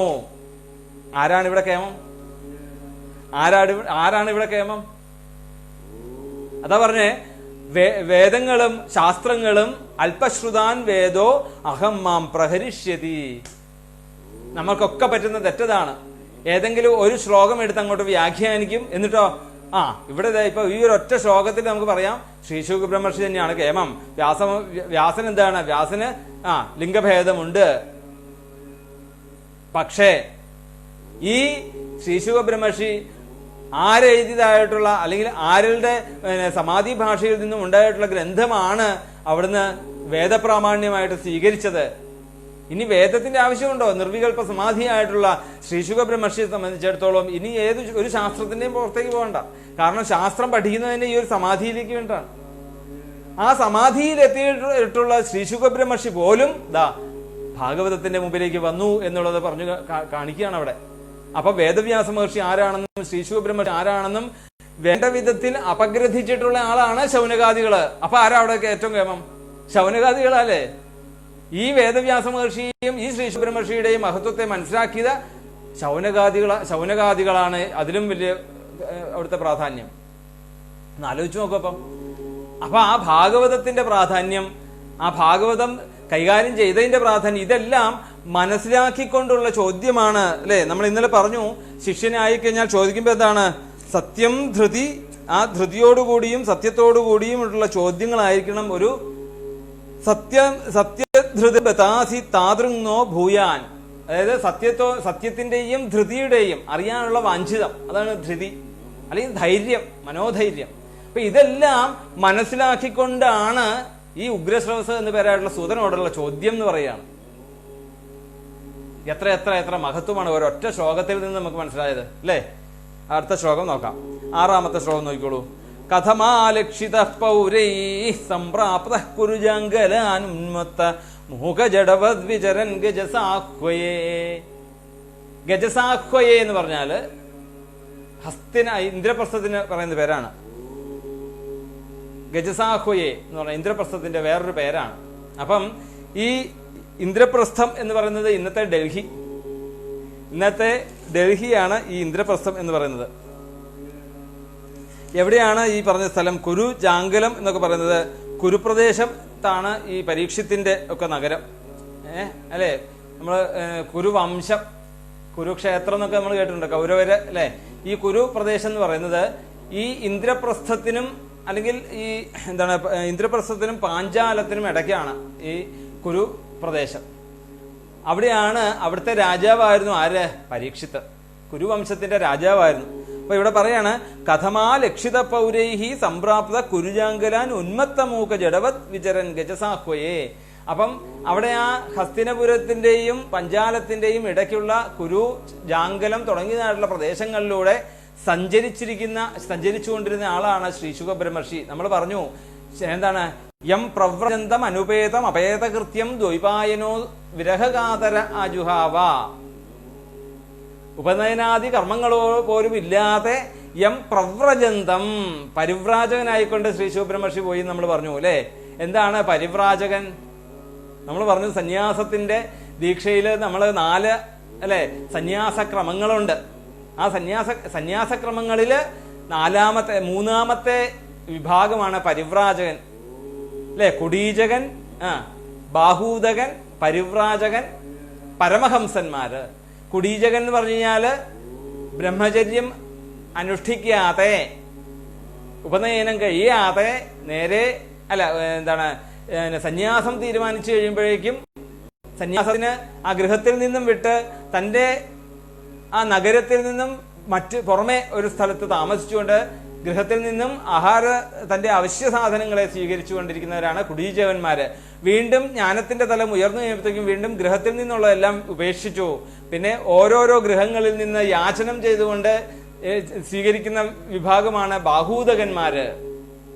ആ ബാഹൂദകന്മാരിൽ നിന്നും കുറച്ചുകൂടെ ഉയർന്ന തലത്തിലേക്ക് എത്തുമ്പോഴാണ് പരിവ്രാജകന്മാര്. പിന്നെ വീണ്ടും ഈ യാചനം പോലും നിൽക്കുന്നില്ല, യജിക്കലില്ല. പിന്നെ അവിടെ നിന്ന് ലോകയാത്രയാണ്. എല്ലാ ലോകത്തുള്ള എല്ലാ സർവ്വചരാചരങ്ങളിലുമുള്ള ഈശ്വരീയത്തെ മനസ്സിലാക്കുവാൻ വേണ്ടിയിട്ട് അവര് യാത്ര ചെയ്യുന്നവരാണ് പരിവ്രാജകന്മാര്. അങ്ങനെയുള്ള 3ാമത്തെ ആ പടിയിലേക്ക് എത്തിയ ആളാണ് ആര്? ശ്രീ ശുഖബ്രഹ്മർഷി. അങ്ങനെ പരിവ്രാജകനായിക്കൊണ്ട് പോയ ആ ശ്രീ ശുഖബ്രഹ്മർഷിയെ തിരിച്ചു വിളിച്ച സമയത്തുണ്ടായുള്ള ശ്ലോകമാണത്.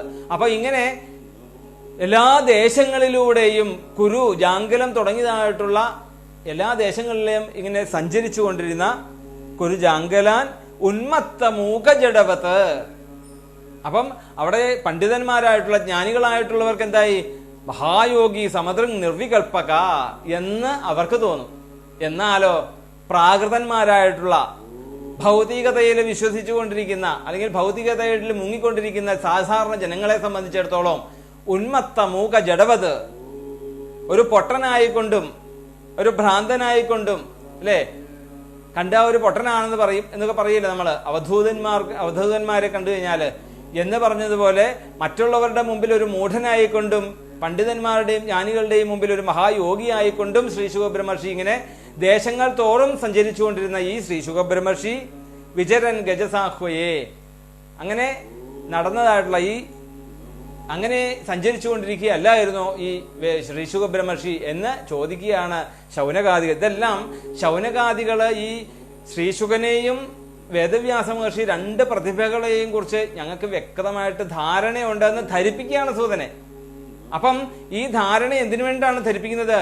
അതിനനുസരിച്ച് വേണം സൂത ഞങ്ങൾക്ക് വേണ്ടത് ഞങ്ങൾക്ക് പറഞ്ഞു തരാൻ എന്നുള്ളതാണ് അവിടെ പറയുന്നത്. അപ്പം ഈ ശ്രീ ശുഖബ്രഹ്മർഷി ആരാണെന്നും വേദവ്യാസ മഹർഷി ആരാണെന്നുള്ളത് വ്യക്തമായിട്ട് ധരിപ്പിക്കുകയാണ് അവിടെ സൂതനെ.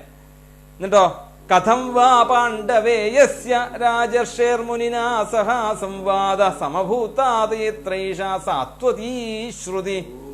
എന്നിട്ട് പറയുകയാണ് ഇനി അടുത്ത ആളെ കുറിച്ചുള്ള പരിചയം. ഏത് അടുത്ത ആൾ ആരാണ്? അടുത്ത ആൾ ആരാ? പരീക്ഷിത്ത് അല്ലേ. അപ്പൊ വേദവ്യാസ മഹർഷി ആരാണെന്നുള്ളത് പറഞ്ഞു. ആ ഒരു പ്രതിഭാസംഗമത്തെ കുറിച്ച് പറഞ്ഞു അല്ലെ. വ്യാസനും ശ്രീ ശുഖബ്രഹ്മർഷിയെ കുറിച്ചുള്ള പ്രതിഭകളെ കുറിച്ച് പറഞ്ഞു. ഇനി പരീക്ഷത്തിന്റെ പ്രതിഭാത്വം ഇവർ പറയുകയാണ്. എന്താണ് പറയുന്നത്? കിം കഥം വാ പാണ്ഡവേയസ്യ രാജർഷേർ മുനിനാ സഹ.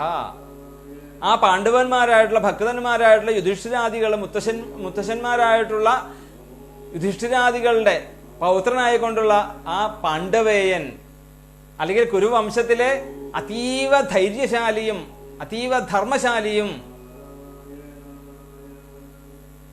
അല്ലെ, സത്യത്തിന്റെ ഗുണമായിട്ട് മൂർത്തിയായിട്ടുള്ള ശ്രീരാമദേവൻ എന്ന് പറയുന്ന പോലെ, അല്ലെങ്കിൽ ധർമ്മത്തിന് മൂർത്തിയായിട്ടുള്ള ധർമ്മോ വിഗ്രഹവാൻ രാമ, സത്യം വിഗ്രഹവാൻ രാമ എന്ന് പറയുന്നത് പോലെ തന്നെ ഇതിനെല്ലാത്തിനും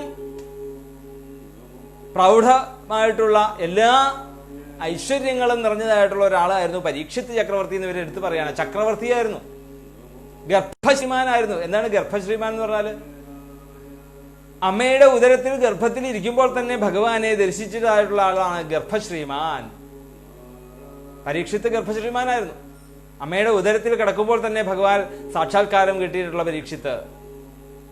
അന്ന് കണ്ടതായിട്ടുള്ള ആ ഒരു ദിവ്യ തേജസ്സിനെ അന്വേഷിച്ചുകൊണ്ട് പരീക്ഷിച്ചുകൊണ്ട് നടക്കുന്നതുകൊണ്ടാണ് പരീക്ഷിത്ത് എന്നുള്ളൊരു പേര് ആ ഭഗവാന്റെ ആ പരീക്ഷത്തിന് കിട്ടിയത് അല്ലേ. അപ്പം അവിടെ പറയുകയാണ്, കഥം വാ പാണ്ഡവേയസ്യ രാജർഷേർ മുനിനാ സംവാദ സമഭൂതാത എത്രേഷ സാത്വതീശ്രുതി. എന്താണ് ഈ സാത്വതീശ്രുതി എന്ന് പറഞ്ഞാല്? സത്വഗുണത്തിന്റെ അധികാരമായിട്ടുള്ള വേദത്തിന്റെ സാരം, സാത്വിക ധർമ്മത്തിനെ ഊന്നിക്കൊണ്ട് പറയുന്ന വേദത്തിന്റെ സാരമായിട്ടുള്ള ഭാഗവതം. ഭാഗവതത്തിന്റെ വേറൊരു പേരാണ് സാത്വതീശ്രുതി. ശ്രുതി എന്ന് പറഞ്ഞാൽ വേദം എന്നൊരു അർത്ഥമുണ്ട്. അപ്പം സത്വത്തിന്റെ അല്ലെങ്കിൽ സത്വഗുണത്തിന് അധികാരമായിട്ടുള്ള ആ സാരാംശങ്ങൾ അടങ്ങിയിട്ടുള്ള വേദസാരമായിട്ടുള്ള ഭാഗവതം. ഈ ഭാഗവതം സംവാദ സമഭൂതാത്രേഷ സാത്വതീശ്രുതി. എന്തുകൊണ്ടാണ് ഈ ഭാഗവതം തന്നെ ഒരു സംവാദമാക്കിക്കൊണ്ട് പരീക്ഷിത്തും ശ്രീശുക ബ്രഹ്മർഷി എടുക്കാൻ കാര്യം? അത് തന്നെയല്ല, കഥം വാ പാണ്ഡവേയസ്യ രാജർഷേർ മുനിനാ സഹ. അങ്ങനെ രാജഋഷി ആയിക്കൊണ്ട് ജീവിച്ചിരുന്ന ആളായിരുന്നു. എന്താ ഈ രാജർഷി എന്ന് പറഞ്ഞാല്? നമ്മളുടെ മന്ത്രിമാർക്കാണേലും എല്ലാവരിലും ഒരു പരമഹംസ പദവി ഉണ്ടാവണം, എന്നാലേ ആ മുഖ്യമന്ത്രി പദമൊക്കെ അലങ്കരിക്കാൻ സാധിക്കുകയുള്ളൂ. രാജാവ് എപ്പോഴാണ് രാജാവാകുന്നത്? രാജാവാകുന്നത് എല്ലാ ധർമ്മങ്ങളെക്കുറിച്ചും എല്ലാ കാര്യങ്ങളെക്കുറിച്ചും നല്ല പാണ്ഡിത്യം വേണം. ഇതിനെല്ലാം ഉപരി എന്ത് വേണം?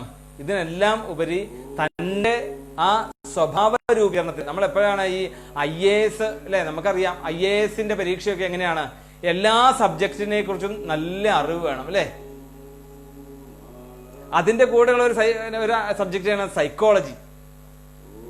അവരുടെ ഇന്റർവ്യൂവിനൊക്കെ ചെല്ലുമ്പോഴേക്കും ഈ സൈക്കോളജി ഒക്കെ പ്രധാന വിഷയമാണ്. അവിടെ ഇന്റലക്ച്വൽ ആയിട്ടുള്ള നോളജ് അതെല്ലാം അതിനകത്ത് പെടും. അപ്പം അതിന് തുല്യമായിട്ടുള്ള ഒരു യോഗ്യതകൾ ഉള്ള ആരാണോ അവരാണ് രാജാവ്. ആ ധർമ്മങ്ങളെ മുഴുവൻ മനസ്സിലാക്കിയിട്ടുള്ള ഒരാളായിരിക്കണം രാജാവ്.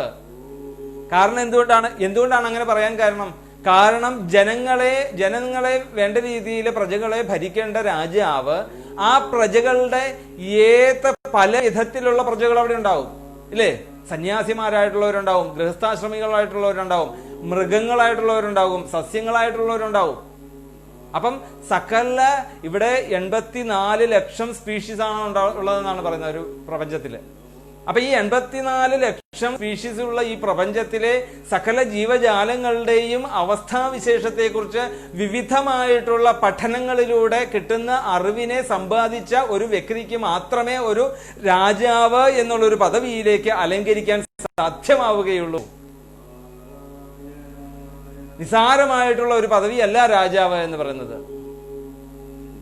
എന്നാൽ ഈ പറഞ്ഞതുപോലെ തന്നെ അല്ലെ, എങ്ങനെയാണോ ശ്വേതകേതു ഉദ്ധാലകനിൽ നിന്ന് മനസ്സിലാക്കിയായിട്ടുള്ളത്, ശ്വേതകേതു ഗുരുനാഥനിൽ നിന്നും പഠിച്ചു വന്നിട്ടതിന് ശേഷം ഉദ്ധാലകൻ ചോദിച്ചു, ഉണ്ണി നീ എന്താണ് പഠിച്ചത്? ഏന വിജ്ഞാനം ഭവതി സർവവിജ്ഞാനം. ഏത് ജ്ഞാനം കൊണ്ടാണോ എല്ലാ ജ്ഞാനത്തെയും മനസ്സിലാക്കുന്നത് എന്ന് മനസ്സിലാക്കുവാൻ നീ നിന്റെ ഗുരുനാഥനോട് നീ ചോദിച്ചോ ഉണ്ണി? ശ്വേതകേതുവിനോട് ആദ്യം ചോദിക്കുന്ന ചോദ്യമാണത്. ഇല്ല അച്ഛാ, എനിക്കത് മനസ്സിലാക്കണം എന്ന് പറഞ്ഞാൽ അച്ഛന്റെ പാദങ്ങളിൽ വീഴ് നമസ്കരിക്കുകയാണ്. അവിടെയാണ് അച്ഛന്റെ മഹത്വം. അവിടെയാണ് എല്ലാ അറിവുകളും നിറഞ്ഞു നിൽക്കുന്ന ഒരു നിറകുടുംബമാണ് നമ്മളുടെ ഗുരുനാഥന്മാരായിട്ടുള്ള അച്ഛനമ്മമാര്. അതിനപ്പുറത്തേക്ക് ഒരു അറിവില്ല എന്നർത്ഥം. അപ്പം ഏന വിജ്ഞാതം സർവവിജ്ഞാനം ഭവതി എന്ന് പറയുന്നുണ്ടെങ്കിൽ ഈ സകലമായ എല്ലാ അറിവുകളെയും നമുക്ക് ഈ ഒരു മനുഷ്യജന്മങ്ങൾ കൊണ്ട് സാധ്യമല്ല, അത് നേടിയെടുക്കുവാൻ സാധ്യമല്ല. പിന്നെ അത് എങ്ങനെ നേടിയെടുക്കാൻ സാധിക്കും? ഏന വിജ്ഞാതം സർവവിജ്ഞാനം ഭവതി. നമ്മളുടെ ഗുരുത്വം കൊണ്ടും നമ്മളുടെ അച്ഛനമ്മമാരുടെ അനുഗ്രഹങ്ങളെ കൊണ്ടും ആധ്യാത്മിക ജ്ഞാനത്തെ കൊണ്ടും ഈ ബോധസ്വരൂപിനെ കുറിച്ചുള്ള ബോധത്വം കൊണ്ടും നമുക്കത് നേടിയെടുക്കാൻ സാധിക്കും. ഈ ഒരു ബോധത്വം ഉണ്ടെങ്കിൽ നമ്മൾ പറഞ്ഞു അല്ലെ, ഭാഗവതത്തിന്റെ മഹത്വം നമ്മൾ പറഞ്ഞു. ഭക്തിയാ ജ്ഞേയം ഭാഗവതം, ഭക്തിയാ യുക്തിയാ ജ്ഞേയം ഭാരതം, ഭക്തിയാ യുക്തിയാ വിഭക്തിയാച രാമായണം എന്ന് നമ്മൾ പറഞ്ഞു. രാമായണമായിക്കോട്ടെ, അതിൻ്റെ പരമായിട്ടുള്ള അന്തർഗതാന്തമായിട്ടുള്ള പല ഭാവാർത്ഥങ്ങളെക്കുറിച്ച് മനസ്സിലാക്കണമെന്നുണ്ടെങ്കിൽ രാമായണം ബുദ്ധിമുട്ടാണെങ്കിൽ ഒഴിവാക്കിക്കോളൂ. പിന്നീട് ഭാരതം നോക്കിക്കോളൂ. ഭാരതം നോക്കുമ്പോഴും അവിടെ യുക്തിയും കൂടെ വേണമെന്ന് പറയുന്നു, അത് ഒഴിവാക്കിക്കോളൂ. ഇതൊന്നും വേണ്ടാത്ത സാധാരണ ഒരു ശുദ്ധമായിട്ടുള്ള മനസ്സുകൊണ്ട് മനസ്സിലാക്കാൻ സാധിക്കുന്നതാണ് ഭാഗവതം.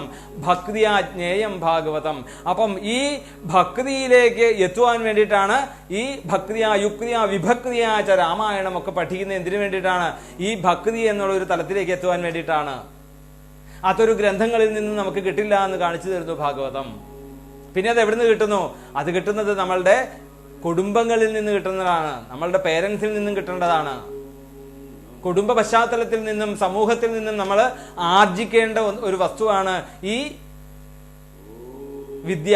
ഈ വിദ്യ എവിടെയാണ് കിടക്കുന്നത്? നമ്മുടെ ഉള്ളിൽ തന്നെ ഈ ഈശ്വരതത്വം മുഴുവൻ പൂർണ്ണമായിട്ട് നമ്മുടെ ഉള്ളിൽ കിടപ്പുണ്ട്. ഒരു ഗുരുനാഥനെ സംബന്ധിച്ചിടത്തോളം എന്താണ്? തൻ്റെ ഉള്ളിൽ കിടക്കുന്ന ആ ഈശ്വര തത്വത്തെ തൻ്റെ ഉള്ളിൽ കിടക്കുന്ന മാലിന്യങ്ങളെ ഒന്ന് മാറ്റിത്തരാൻ സാധിക്കുന്നു. അതിലും ആ കരിയില കൊണ്ട് മൂടിക്കിടക്കുന്നതായിട്ടുള്ള വസ്തുവിനെ എങ്ങനെയാണോ ആ കരിയിലകളെ മാറ്റി അതിൻ്റെ ഉള്ളിൽ കിടക്കുന്നുണ്ട്, നീ അതിനെ തെരഞ്ഞെടുത്തോളുക എന്ന് കാണിച്ചു തരാൻ മാത്രമേ ഒരു ഗുരുനാഥന് സാധിക്കുന്നുള്ളൂ. പക്ഷേ ഈ ഉള്ളിൽ കിടക്കുന്ന ഈശ്വരത്വം നമുക്ക് എവിടുന്ന് കിട്ടി? നമ്മളുടെ അച്ഛൻ്റെ അമ്മയുടെയും വയറ്റിൽ നിന്നും അല്ലെങ്കിൽ അവരുടെ ആ ബീജ സംയോഗത്തിൽ നിന്നും മാത്രമാണ് നമുക്ക് കിട്ടിയതായിട്ടുള്ള ഈ ഈശ്വരത്വം. അത് നമ്മളുടെ ഉള്ളിലുണ്ട്. പക്ഷെ അത് മൂടപ്പെട്ട് കിടക്കുന്നു, നമ്മളുടെ ഉള്ളിലുള്ള മാലിന്യങ്ങളെ കൊണ്ട് മൂടപ്പെട്ടിട്ടുണ്ട്. ഈ മാലിന്യങ്ങളെ തുടയ്ക്കുക എന്നുള്ളത് കാര്യം മാത്രമേ ഒരു ഗുരുനാഥന് ചെയ്യാൻ സാധിക്കുകയുള്ളൂ. അതിന് നല്ലൊരു ഉദാഹരണം വേദാന്തത്തിൽ പറയും. ചാരത്തിൽ മൂടിക്കിടക്കുന്ന തീക്കട്ട എന്ന് പറയും, അല്ലേ? നമ്മൾ നോക്കുമ്പോഴത്തേക്കും ചാരം ഇങ്ങനെ മൂടിക്കിടക്കുന്നു, അവിടെ കനലൊന്നും ഇല്ലാന്ന് തോന്നും. പക്ഷെ അവിടെ ചെന്ന് അങ്ങോട്ട് ആ ചാരത്തിൽ എന്നാ ഒന്നുമില്ല എന്ന് പറഞ്ഞാൽ കയ്യിലേക്ക് കൈകൊണ്ട് ചാരം അങ്ങോട്ട് എടുക്കാൻ വരുന്നത് കൈ അങ്ങോട്ട് ഇടുകയാണ്, അല്ലേ? കനലുകൊണ്ട് കൈ പൊള്ളുന്നു. അപ്പൊ പുറമേ കാണുമ്പോൾ നമുക്ക് ചാരം കൊണ്ട് പൊതിഞ്ഞുകൊണ്ട് നമുക്ക് മനസ്സിലാകുന്നില്ല അതിനകത്ത് കത്തുന്നതായിട്ടുള്ള ഒരു നല്ല കനൽ കട്ട അതിനകത്തുണ്ട് എന്നുള്ളത് നമുക്ക് നമ്മളുടെ പുറമേയുള്ള ദൃഷ്ടി കൊണ്ട് നമുക്ക് കാണാൻ സാധിക്കുന്നില്ല. പക്ഷേ ഉള്ളിലെ ജ്ഞാനദൃഷ്ടികളെ കൊണ്ട് മനസ്സിലാക്കുന്ന ആ ഒരു ജ്ഞാനത്തെ നമുക്ക് പകർന്നു തന്നിട്ടുണ്ട്. നമുക്ക് പാരമ്പര്യമായിട്ട് നമ്മളുടെ കുലത്തിൽ നിന്ന് നമുക്ക് കിട്ടിയിട്ടുണ്ട്. അതിനെ കാണിച്ചു തരുന്ന ആരാണ്? ഗുരുനാഥൻ. ആ ചാരത്തെ മാറ്റി നോക്കൂ ഉണ്ണി, നിന്റെ ഉള്ളിലെ ആ ചാരത്തെ നീ മാറ്റി നോക്കൂ, നിന്റെ ഉള്ളിൽ ആ തത്വം കിടപ്പുണ്ട് എന്ന് കാണിച്ചു തരാൻ മാത്രമേ ആർക്ക് സാധിക്കുകയുള്ളൂ? ഗുരുനാഥന് അവിടെ സാധിക്കുകയുള്ളൂ. അപ്പൊ അവിടെ കഥം വാ പാണ്ഡവേയസ്യ രാജർഷേ മുന്നാസഹ സംവാദ സംഭൂതാദാ എത്രൈഷ സാത്വതീ ശ്രുതി. അപ്പൊ ഇങ്ങനെയുള്ള ഈ രാജധർമ്മങ്ങളെയൊക്കെ വേണ്ട രീതിയിൽ അപഗ്രഥിച്ചതായിട്ടുള്ള ഒരു രാജാവായിരുന്നു പരീക്ഷിത്ത്. പരീക്ഷത്തിന്റെ രാജഭരണകാലത്ത് യാതൊരുവിധ ആധിയോ വ്യാധിയോ ഗ്ലാനിയോ, അല്ലേ? നമ്മൾ കഴിഞ്ഞ ദിവസം ശ്രീരാമാവതാരത്തിന്റെ സമയം പറഞ്ഞ പോലെ ന ആധിവ്യാധി ജരാഗ്ലാനി ഭേദമോഹഭയക്ലമാഹ, യാതൊന്നുമില്ല അവിടെ, ജരയില്ല. മൃത്യുശ്ചാൻ ഇച്ഛത എന്ന് പറയുന്നു. അതായത് മരിക്കണമെങ്കിൽ പോലും താൻ ചിന്തിക്കുമ്പോൾ മാത്രം മരിച്ചാൽ മതി എന്നുള്ള ഒരു ഇതാണ്. അന്ന് രാമരാജ്യം ഭരിച്ചുകൊണ്ടിരുന്നപ്പോൾ ശ്രീരാമസ്വാമി അന്ന് പ്രജകൾക്ക് വാഗ്ദാനം കൊടുത്തിട്ടുള്ള കാര്യങ്ങൾ. ആ വാഗ്ദാനം കൊടുക്കണമെങ്കിൽ അപ്പൊ ആരായിരിക്കണം? ശ്രീരാമസ്വാമി അത്ര ജ്ഞാനിയായിരിക്കണം. അങ്ങനെ ഒരു വാഗ്ദാനം കൊടുക്കാൻ സാധിക്കുമെങ്കിൽ എങ്ങനെയാണ് അത് കൊടുക്കാൻ സാധിക്കുന്നത്? എന്തുകൊണ്ടാണ് മൃത്യുശ്ചാൻ ഇച്ഛതാം എന്ന് പറഞ്ഞത്? നിങ്ങൾക്ക് ഇഷ്ടമുള്ളപ്പോൾ നിങ്ങൾക്ക് വിചാരിക്കുന്ന സമയത്ത് നിങ്ങളുടെ ശരീരത്തെ നിങ്ങൾക്ക് ഒഴിവാക്കാം എന്ന് പറയണമെങ്കിൽ ആധ്യാത്മിക ജ്ഞാനത്തെ ശ്രീരാമസ്വാമി അന്ന് അയോധ്യയിൽ അവിടെ പ്രജകൾക്ക് പറഞ്ഞു കൊടുത്തു എന്നുള്ളതാണ് അതിന്റെ അർത്ഥം, അല്ലേ? ധന്വന്തരി മൂർത്തി നമുക്ക് അമൃതത്തെ ഉയർത്തിക്കൊണ്ട് വന്ന പോലെ, അമൃതം കൊണ്ടാന്ന് പറഞ്ഞാൽ മരിക്കാതിരിക്കാൻ വേണ്ടി മരുന്ന് കഴിക്കാന്നാണോ വിചാരിച്ച്? അല്ലല്ലല്ല. ആ യഥാർത്ഥമായിട്ടുള്ള ജ്ഞാനത്തെ ആ പ്രജകളിലേക്ക് പകർന്നു കൊടുത്തു എന്നുള്ളതാണ് ശ്രീരാമസ്വാമി. എന്താണ് പകർന്നു കൊടുത്തത്? പ്രജകളെ, നമ്മളുടേതായിട്ടുള്ള നമ്മളുടെ ഈ ഓരോരുത്തരെയും നാമരൂപങ്ങളെ കൊണ്ട് അധികരിച്ചുകൊണ്ട് ഓരോരുത്തരെയും നമ്മൾ സംബോധന ചെയ്യുന്നുണ്ടെങ്കിൽ, നമ്മൾ ആദരിക്കുന്നുണ്ടെങ്കിൽ, നമ്മൾ സ്നേഹിക്കുന്നുണ്ടെങ്കിൽ, നമ്മൾ വിരോധിക്കുന്നുണ്ടെങ്കിൽ അതൊക്കെ ആരെയാണ്? നമ്മളുടെ ഉള്ളിൽ നിറഞ്ഞു നിൽക്കുന്ന ബോധസ്വരൂപിനെയാണ്. ആ ബോധസ്വരൂപിന് ഒരിക്കലും നാശമില്ല, അതുണ്ടാകുന്നില്ല, അത് നിലനിൽക്കുന്നില്ല, നശിക്കുന്നില്ല. അത് ഉള്ളതാണ്, അത് ഉണ്മയാണ്, അതൊരിക്കലും നശിക്കുന്നുമില്ല, അതുണ്ടാകുന്നുമില്ല. അപ്പൊ അങ്ങനെയുള്ള ആ ബോധസ്വരൂപനെയാണ് നമ്മൾ നാമരൂപങ്ങളിലൂടെ നമ്മൾ പരിചയപ്പെടുത്തുന്നത്, ഐഡന്റിഫൈ ചെയ്യുന്നത്. അത് ഈ ഒരു വസ്തുത, ഈ ഒരു യാഥാർത്ഥ്യത്തെ പ്രജകളിലേക്ക് എത്തിച്ച ഒരാളായിരുന്നു രാമൻ. അതുകൊണ്ടാണ് പറഞ്ഞത് മൃത്യുശ്ചാനിച്ഛതാം. നിങ്ങൾക്ക് ഇഷ്ടമുള്ള സമയത്ത് നിങ്ങളുടെ ശരീരത്തെ നിങ്ങൾക്ക് ഒഴിവാക്കാൻ സാധിക്കും. എന്തുകൊണ്ട്? എന്റെ ശരീരം എന്ന് പറയുന്നത് നശിക്കുന്നതാണ് എന്നുള്ളൊരു സത്യത്തെ അവർക്ക് മനസ്സിലാക്കി കൊടുക്കുമ്പോൾ അവർക്ക് എന്താകുകയാണ്? മ്രിയമാണത്വത്തിൽ നിന്നും അവർ രക്ഷപ്പെടുന്നു. എന്താണ് മ്രിയമാണൻ എന്ന് പറഞ്ഞാല്? മരണത്തെ പേടിച്ചിരിക്കുന്നവരാണ് മനുഷ്യര്, അല്ലേ? അങ്ങനെ പേരിട്ടിട്ടുണ്ട്, മ്രിയമാണസ്യ സർവഥ. അപ്പോ ഈ മരണഭയത്തെ ഇല്ലാണ്ടാക്കുകയാണ് അവർ ചെയ്തത് ശ്രീരാമസ്വാമി.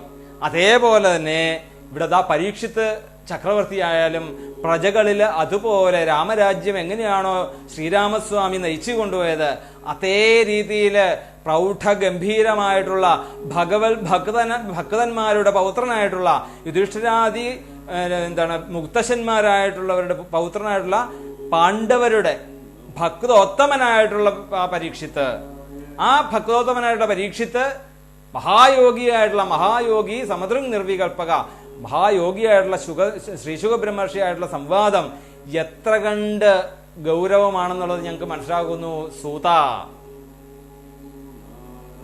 അതാണ് ഈ ചോദ്യത്തിലെ മഹത്വം. നമ്മള് ഗുരുനാഥന്മാരോട് ചോദിക്കുമ്പോഴും ആ ചോദ്യത്തിന് കഴമ്പുണ്ടാവണം എന്ന് പറയും, അല്ലേ? ചില കുട്ടികൾ വന്ന് നമ്മളോട് ഓരോ പ്രശ്നങ്ങൾ അല്ലെങ്കിൽ കണക്കിന്റെ ഒക്കെ പ്രോബ്ലങ്ങൾ ചോദിക്കുമ്പോൾ ഗുരുനാഥന്റെക്കായാലും ചിന്തിക്കുന്നവരായിരിക്കും അവര്. കാരണം ഗുരുനാഥനെ സംബന്ധിച്ചിടത്തോളം പല ആ പ്രായത്തിനനുസരിച്ചുള്ള മാറ്റങ്ങളുണ്ടാവും, ചിന്തകൾക്ക് മാറ്റങ്ങളുണ്ടാവും.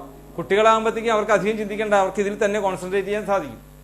ഗുരുനാഥൻ എന്നൊക്കെ ആകുമ്പോഴത്തേക്കും അവർക്ക് പല ചിന്തകളാകുമ്പോഴത്തേക്കും കൂടുതൽ കോൺസെൻട്രേറ്റ് ചെയ്യാൻ പറ്റില്ല. പക്ഷെ ഈ കുട്ടിയുടെ കോൺസെൻട്രേഷൻ അനുസരിച്ച് അവർക്ക് നല്ലൊരു മാത്തമാറ്റിക് പ്രോബ്ലം കിട്ടിക്കഴിഞ്ഞാല് ഇവര് അളക്കുവാൻ വേണ്ടിയിട്ട്, ഗുരുനാഥനെ അളക്കുവാൻ വേണ്ടിയിട്ട് ചിലപ്പം ഇവര് ഈ പ്രോബ്ലം ചെന്ന് ഗുരുനാഥനിലേക്ക് കൊടുത്താല്, പക്ഷെ ഈ ഒരു മനസ്സോടുകൂടിയാ കൊണ്ടുപോകുന്നെങ്കിൽ ഗുരുനാഥന് പെട്ടെന്ന് ആൻസർ കിട്ടും. ഈ ഗുരുനാഥൻ തന്നെ പറഞ്ഞു കൊടുത്ത സൂത്രവഴികൾ ചിലപ്പോ ആ സമയത്ത് ഓർത്തിരിക്കുകയില്ല. അപ്പോ അത്ര കണ്ട് പ്രൗഢഗംഭീരമായിട്ടുള്ള ശ്രോതാവും വക്താവുമാണ് പരീക്ഷിത്തും ശ്രീശുക ബ്രഹ്മർഷിയും എന്നുള്ളത് കാണിക്കാൻ വേണ്ടിയിട്ടാണ് ഇവിടെ ആരാണ് പരീക്ഷിത്ത് ആരാണ് ശുഗൻ എന്നുള്ളത് കാണിച്ചിരിക്കുന്നത്. നോക്കാം. സഗോദോഹന അങ്ങനെയുള്ള സംവാദം, ആ രാജർഷിയായിട്ടുള്ള സംവാദം എന്താണ്? കഥം വാ പാണ്ഡവേയസ്യ, എന്താണ് സൂത എന്നിട്ട് പറയാണ്, സഗോദോഹനമാത്രം ഹി ഗൃഹേഷു ഗൃഹമേധിനാമവേക്ഷത്തെ മഹാഭാഗസ്തീർത്ഥി കുർവം തദാശ്രമം. അവിടെ സഞ്ചരിച്ചു കൊണ്ടിരിക്കുന്നതായിട്ടുള്ള ശ്രീശുക ബ്രഹ്മർഷിയെ സംബന്ധിച്ചിടത്തോളം ഒരു ഗൃഹസ്ഥന്റെ ആശ്രമത്തിൽ ചെന്നു കഴിഞ്ഞാല് ഒരു അരമണിക്കൂറിൽ കൂടുതൽ ചെലവഴിക്കാറില്ല. സഗോദോഹന മാത്രം ഹി, ഒരു പശുവിനെ കറക്കുന്ന സമയത്തിൽ കൂടുതൽ ഒരു ഗൃഹത്തിൽ ഈ ശ്രീശുക ബ്രഹ്മർഷി നിൽക്കാറില്ല. അത് എന്തുകൊണ്ടാണ് അങ്ങനെ നിൽക്കാത്തത്? കാരണം ബന്ധമുണ്ടാവും. അതാണ് സന്യാസിമാരുടെയൊക്കെ ഒരു ഗൃഹസ്ഥന്റെ അല്ലെങ്കിൽ ഗാർഹികമായിട്ട് ലൗകികമായിട്ട് ജീവിക്കുന്നതായിട്ടുള്ള അതില് ഒരു അരമണിക്കൂർ നേരത്തേക്ക് ഒരു സ്ഥലത്ത് തന്നെ നിൽക്കില്ല എന്നർത്ഥം. അങ്ങനെയുള്ള ആ സഗോദോഹന മാത്രം ഹി ഗൃഹേഷു ഗൃഹമേധിനാം, ഏതെങ്കിലും ഒരു ഗൃഹത്തിൽ ചെന്നിട്ടുണ്ടെങ്കിൽ ഈ അരമണിക്കൂർ നിൽക്കുന്ന ഈ ശ്രീശുക ബ്രഹ്മർഷി പിന്നീട് എന്താണ്, ആ ശ്രീശുക ബ്രഹ്മർഷി 7 ദിവസം മെനക്കെട്ട് ഇരുന്നു കൊണ്ട് പരീക്ഷത്തിന് ഭാഗവതം പറഞ്ഞു കൊടുത്തു എങ്കിൽ അതിന് അത്ര കണ്ട് ഒരു ഗാംഭീര്യമുണ്ട് എന്ന് പറയുകയാണ്. അപേക്ഷത്തെ മഹാഭാഗസ്തീർത്ഥി കുർവംസ്തദാശ്രമം. അപ്പൊ ഈ ഗൃഹത്തിൽ നിന്നും അരമണിക്കൂറിന് ശേഷം പെട്ടെന്ന് ആശ്രമത്തിലേക്ക് കിടക്കുന്നതായിട്ടുള്ള ശ്രീശുകബ്രഹ്മർഷി എന്തുകൊണ്ടാണ് 7 ദിവസം പരീക്ഷത്തിന്റെ മുമ്പിൽ ഇതിരുന്ന് ഭാഗവതം പറയാൻ കൊടുക്കാൻ കാരണം? ഞങ്ങൾക്ക് അതൊക്കെ പറഞ്ഞു തരണം. പിന്നെ അഭിമന്യുസുതം സൂത പ്രാഹുർഭാഗവതോത്തമം തസ്യ ജന്മ മഹാശ്ചര്യം കർമാണി ചഗൃണീഹിന. അവിടെയാണ് പരീക്ഷത്തിന്റെ അച്ഛന്റെ പേര്, അഭിമന്യുവിന്റെ പേര് അവിടെ പറയുന്നു, അല്ലെ?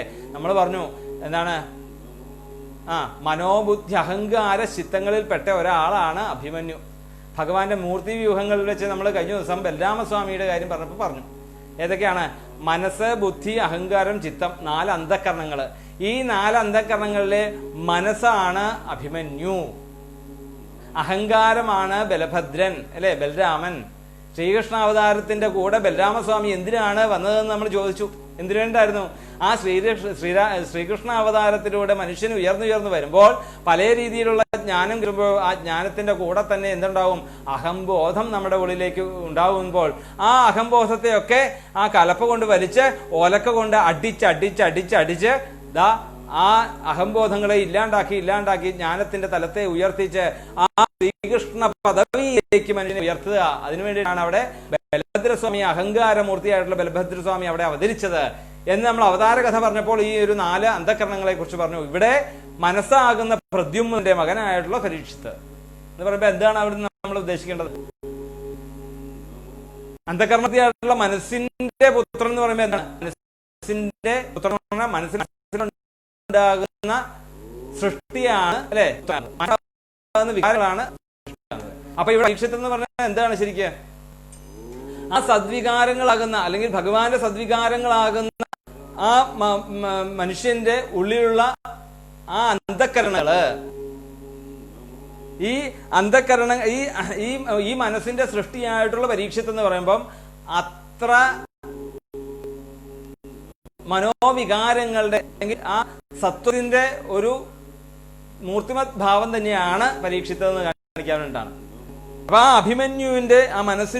അഭിമന്യുവിന്റെ സുതനായിട്ടുള്ള പ്രാഹുർ ഭാഗവതോത്തമം, ഭാഗവതോത്തമനായിട്ടുള്ള പരീക്ഷിത്ത് തസ്യ ജന്മ മഹാശ്ചര്യം കർമാണി ചകൃണീഹിന പറയാണ്. ആശ്ചര്യമായിട്ടാണ് അദ്ദേഹത്തിന്റെ ജന്മകർമ്മ രഹസ്യങ്ങൾ അത് ഞങ്ങൾക്ക് പറഞ്ഞു തരണം, ജന്മകർമ്മ രഹസ്യങ്ങൾ ഞങ്ങൾക്ക് അത് പറഞ്ഞു തരണം എന്ന് സൂതനോട് ആവശ്യപ്പെടുന്നു. ഇപ്പൊ നമുക്ക് നമ്മളുടെ സമയം ഏകദേശം എത്തി, അല്ലെ? 6:26 അപ്പൊ നമുക്കിനി ബാക്കി 9ാമത്തെ ശ്ലോകം വരെയാണ് നമ്മൾ അനുസ്മരിച്ചത്. 10ാമത്തെ ശ്ലോകം മുതൽ നമുക്ക് നാളെ വീണ്ടും ഇതുപോലെ തന്നെ സത്സംഗത്തിലേക്ക് എത്താം എന്ന് വിചാരിക്കുന്നു. ഇനി പതിവ് പോലെ നമ്മൾ എന്താണ്? നമ്മൾ പതിവ് പോലെ ഇന്ന് നമ്മള് അല്ലെ ആശയവിനിമയം നടത്തിയിട്ടുള്ള കാര്യങ്ങൾ എന്തൊക്കെയായിരുന്നു നമ്മൾ ഇന്ന് പറഞ്ഞത്? ഓരോ 4 ചോദ്യങ്ങൾ ചോദിച്ചു. ഏത് യുഗത്തിലാണ്, അല്ലെ? ഏത് സ്ഥാനത്തിലാണെന്നുള്ള ഇങ്ങനെ ചോദ്യങ്ങള് എല്ലാം ഇന്ന് മുഴുവൻ ആരായിരുന്നു? ശൗനകാദികളാണ് പറഞ്ഞത്. സൂതൻ അവിടെ ഇങ്ങനെ വെറുതെ ഇങ്ങനെ കേട്ടോണ്ട് ഇങ്ങനെ ഇരിക്കുക. ആ ശൗനകാദികൾ ഇങ്ങനെ ഘോരം പറയുക. ആരാണ് ശുഗനെന്നും ആരാണ് വേദവ്യാസനെന്നും എന്താണ് ഭാഗവതമെന്നും ഒക്കെ വ്യക്തമായിട്ട് അറിയാം സൂത. ഇത്ര മഹത്വമായിട്ടുള്ള ഈ ഭാഗവതത്തെ ഞങ്ങൾക്ക് പറഞ്ഞു തരണം. അപ്പൊ ഇത്രേ അറിവുള്ള ആ ശൗനകാദികൾക്ക് വേണം സൂതൻ പറഞ്ഞു കൊടുക്കാൻ. അപ്പൊ ആലോചിച്ച് നോക്കൂ. അപ്പൊ ആ ഭാഗവതത്തെ അതാത് തലത്തിലുള്ള ബുദ്ധി തലത്തിലൂടെ ചിന്തിച്ച് വേണം പറഞ്ഞു കൊടുക്കാൻ എന്നാണ് അതിന്റെ ഉത്തരം, അല്ലേ? ആലോചിച്ച് നോക്കൂ. നമ്മൾ ആലോചിച്ച് നോക്കുക. അതിനു വേണ്ടിയിട്ടാണ് ആ ഭാഗവതത്തിന്റെ മഹത്വം കാണിക്കുവാൻ വേണ്ടിയിട്ട്, ആ ഭക്തന്റെ മഹത്വം കാണിക്കുവാൻ വേണ്ടിയിട്ട്, ഗുരുശിഷ്യ ബന്ധം കാണിക്കുവാൻ വേണ്ടിയിട്ട് വേദവ്യാസന്റെ മകനാണ് ശുഗൻ എന്ന് നമ്മൾ തെറ്റിദ്ധരിച്ചിട്ടുണ്ടെങ്കിൽ ആ ശ്രീ ശുഗബ്രഹ്മർഷിയാണ് ഭഗവാൻ വേദവ്യാസ മഹർഷിയുടെ കാൽക്കൽ വന്ന് വീണ് ഭാഗവതത്തെ സ്വീകരിച്ചത്. അപ്പോ എല്ലാം ആരാണ് ഈശ്വരന്മാരല്ലാത്തത് എന്ന് പറയാൻ പറ്റില്ല. ആരെ നമുക്ക് എന്താണ് ഇന്നയാളെ കേമം എന്ന് പറയാനില്ല. എല്ലാവരിലും ഈശ്വര ജീവിതത്വം പല സമയത്തായിട്ട് അത് നിറഞ്ഞു നിൽക്കുന്നു എന്ന് പറയാണ്. അപ്പൊ അങ്ങനെയുള്ള പിന്നീട് ആ പരീക്ഷത്തിന്റെ മഹത്വത്തെ കാണിച്ചിരിക്കുന്നു. അങ്ങനെയുള്ള പരീക്ഷത്തിന്റെ ചോദ്യങ്ങളാണ് നമ്മളിവിടെ ചോദിച്ചത്. അതെല്ലാം ഇനി നമ്മൾ പതിവ് പോലെ ഈ ചോദ്യങ്ങൾ മാത്രമേ എഴുതുന്നുള്ളൂ. നമ്മൾ ആരും അതിന് ആൻസർ ചെയ്യുന്നില്ല. കഷ്ടമാണ്. ഇതിൽ ധാരാളം ആൾക്കാർ, ഇതാ സ്മിത, അതുപോലെ തന്നെ ഇതാ എന്താണ് ലേഖ, ധാരാളം ആൾക്കാർ സ്ഥിരമായിട്ട് കേൾക്കുന്നുണ്ട്. വത്സലാശങ്കർ ഒക്കെ ഉണ്ട്. എന്താ ശാരദ ചേച്ചി, മിനി ഹരിദാസ്, ലതായ ശ്രീനിവാസൻ, ഇങ്ങനെ ധാരാളം ആൾക്കാര് നിരന്തരമായിട്ട് ശ്രദ്ധിച്ചുകൊണ്ട് ഇത് ആസ്വദിക്കുന്നു. തീർച്ചയായിട്ടും നിങ്ങളുടേതായിട്ടുള്ള അറിവിനനുസരിച്ച് നിങ്ങൾ എഴുതൂ. ആ ശാരദ എന്ന് പറഞ്ഞ അമ്മ മാത്രം വ്യക്തമായിട്ട് ഇതാ വിസ്തരിച്ച് എഴുതിയിരിക്കുന്നത്. വളരെയധികം സന്തോഷം. നമുക്കത് കാണുമ്പോഴാണ് ഞാൻ പറഞ്ഞില്ലേ, ആ നിങ്ങളിൽ നിന്നുള്ള ഒരു പ്രതികരണമാണ് നമ്മളുടെ ഉള്ളിലുള്ള അറിവിനെ വീണ്ടും നമ്മളെ ഭഗവാൻ ചിന്തിപ്പിക്കുന്നത്. അപ്പൊ നിങ്ങളുടേതായിട്ടുള്ള ആശയങ്ങളെ ഇവിടെ പങ്കുവെക്കണം. അതൊരു അറിവാണത്. നമുക്ക് ഈ അറിവ് കൊടുക്കും തോറും നമ്മളുടെ ചിന്തകൾ കൂടിക്കൊണ്ടിരിക്കും. അതിൽ നിന്നും പുതിയ പുതിയ ആശയങ്ങൾ ഉണ്ടാവും. അത് നിൽക്കുന്നില്ല. ഈ അറിവെന്ന് പറയുന്നത് ഈശ്വരനാണ്, അനാദിയാണ്. അപ്പോൾ തീർച്ചയായിട്ടും നിങ്ങൾ കമൻറ്റ് ചെയ്യുക, എല്ലാവരും കമൻറ്റ് ചെയ്യുക. അല്ലെങ്കിൽ ഇനി ചോദ്യം ഇടുന്നതിൽ അർത്ഥമില്ലല്ലോ അല്ലേ. എന്നും നമ്മൾ ചോദ്യം പറയുകയും ഞാൻ അതുകൂടാതെ ഞാൻ കമൻറ്റിൽ ചോദ്യം എഴുതുകയും എല്ലാവരും അതിന് അറിയാവുന്ന പോലെ ഉത്തരങ്ങൾ എഴുതാൻ തയ്യാറാവണം എല്ലാവരും കേട്ടോ. അപ്പോൾ ഇന്ന് നമുക്ക് എന്താണ് ചോദിക്കേണ്ടത്? ഇന്നലെ നമ്മൾ ചോദിച്ച ചോദ്യങ്ങളുടെ എന്തൊക്കെയായിരുന്നു?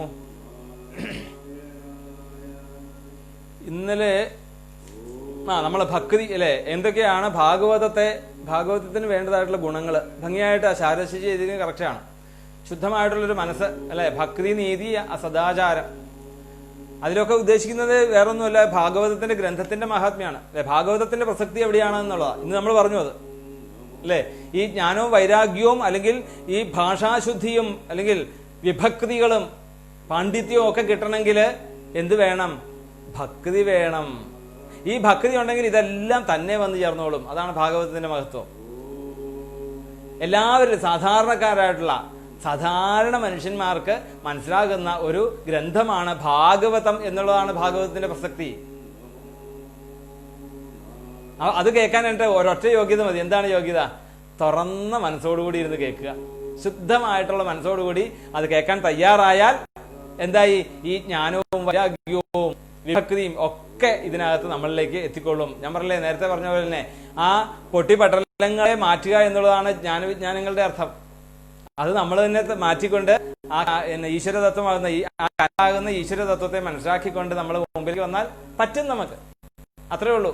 ശുദ്ധമായിട്ടുള്ള മനസ്സോടുകൂടി നല്ല സൽബുദ്ധിയോടുകൂടി ഭക്തിയോടുകൂടി ഭഗവതിലേക്ക് മുമ്പിൽ വന്നാൽ എല്ലാം മനസ്സിലാക്കാൻ സാധിക്കും. ഇതില് ഇപ്പൊ ധാരാളം ആൾക്കാർ ശ്രോതാക്കളുണ്ട്. ഈ ശ്രോതാക്കൾ ഒരു 100 പേരുണ്ടെങ്കിൽ 100 തരത്തിലായിരിക്കും ഇതിന്റെ ചിന്തകൾ പോകുന്നത്. അതെന്താണത്? ഓരോരുത്തരിലും പല രീതിയിലുള്ള ഗുണങ്ങളാണ് അടിസ്ഥാനം. ചിലർക്ക് തമോ ഗുണ പ്രധാനമായിട്ടുള്ളവരുണ്ടാവും, ചിലർക്ക് സത്വഗുണ പ്രധാനമായിട്ടുള്ളവരുണ്ടാവും, ചിലർ രജോ ഗുണ പ്രധാനമായിട്ടുള്ളവരുണ്ടാവും.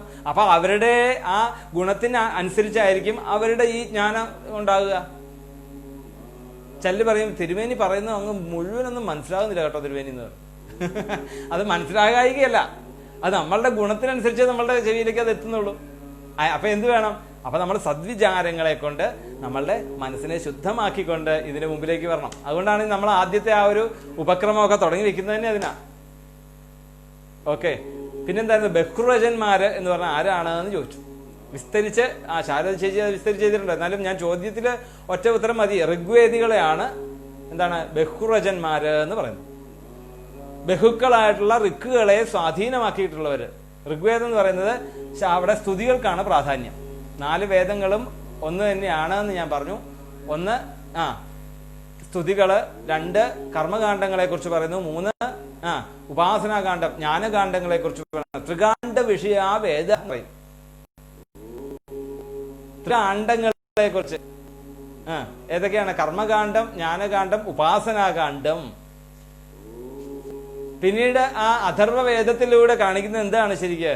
ഇതിനെയൊക്കെ എങ്ങനെയാണോ ലോക നന്മയ്ക്കായിട്ട് ഈ കർമ്മങ്ങളെയൊക്കെ ചെയ്യുന്നതിന്റെ വിധികളെ കുറിച്ച് പറയുന്നതാണ് അഥർവവേദം. അത് നമ്മൾ പല രീതിയിലുള്ള ആഭിചാര കർമ്മത്തിന്റെ ഒക്കെ ആണ് എന്ന് പറഞ്ഞുകൊണ്ട് മാറ്റി നിർത്തിയിരിക്കുന്നു. മാറ്റി നിർത്താനുള്ളതല്ല, അതൊക്കെ ആധ്യാത്മിക വിഷയത്തിന് വേണ്ടിയിട്ട് വേദത്തിന്റെ ഒരു ശാഖ തന്നെയാണത്. ആ ഒരു 4-1 ഭാഗമാണ് വേദത്തിന്റെ. ഇപ്പൊ കേരളത്തിൽ ആ ഒരു അഥർവവേദത്തിന്റെ ഒരു സമ്പ്രദായം കാണൽ തീരെ കുറവാണ്. ഇതാണ് അതിന്റെ പ്രധാന തെറ്റിദ്ധാരണയാണ് അല്ലെ. വേദശ്രുതാൻ അഹം മാം പ്രഹരിഷ്യതി, അല്പശ്രുതാൻ വേദ.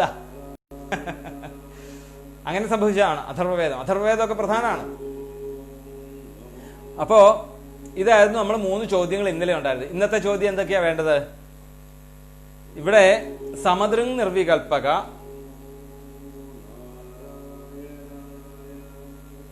ഏകാന്തമതിഹി എന്ന് പറഞ്ഞാല് എന്തുകൊണ്ടാണ് ഏകാന്തമതിഹി എന്ന് ഈ ശ്രീശുക ബ്രഹ്മർഷിയെ വിളിക്കാനുള്ള കാരണം? ഏകാന്തമതിഹി എന്ന് ശ്രീശുകനെ വിളിക്കുന്നുണ്ടെങ്കിൽ അത് എന്താണ് അതിന്റെ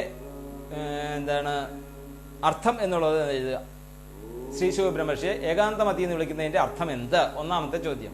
ഇനി രണ്ടാമത്തെ ചോദ്യം, നമ്മള് 5ാമത്തെ ശ്ലോകത്തില് വേദവ്യാസ മഹർഷിയെക്കാളും ഉപരിയായിക്കൊണ്ട് ശ്രീശുക ബ്രഹ്മർഷിയെ നമസ്കരിച്ചതായിട്ടുള്ള ശ്ലോകം, അതുകൊണ്ട് കിട്ടുന്ന അർത്ഥം എന്താണ്?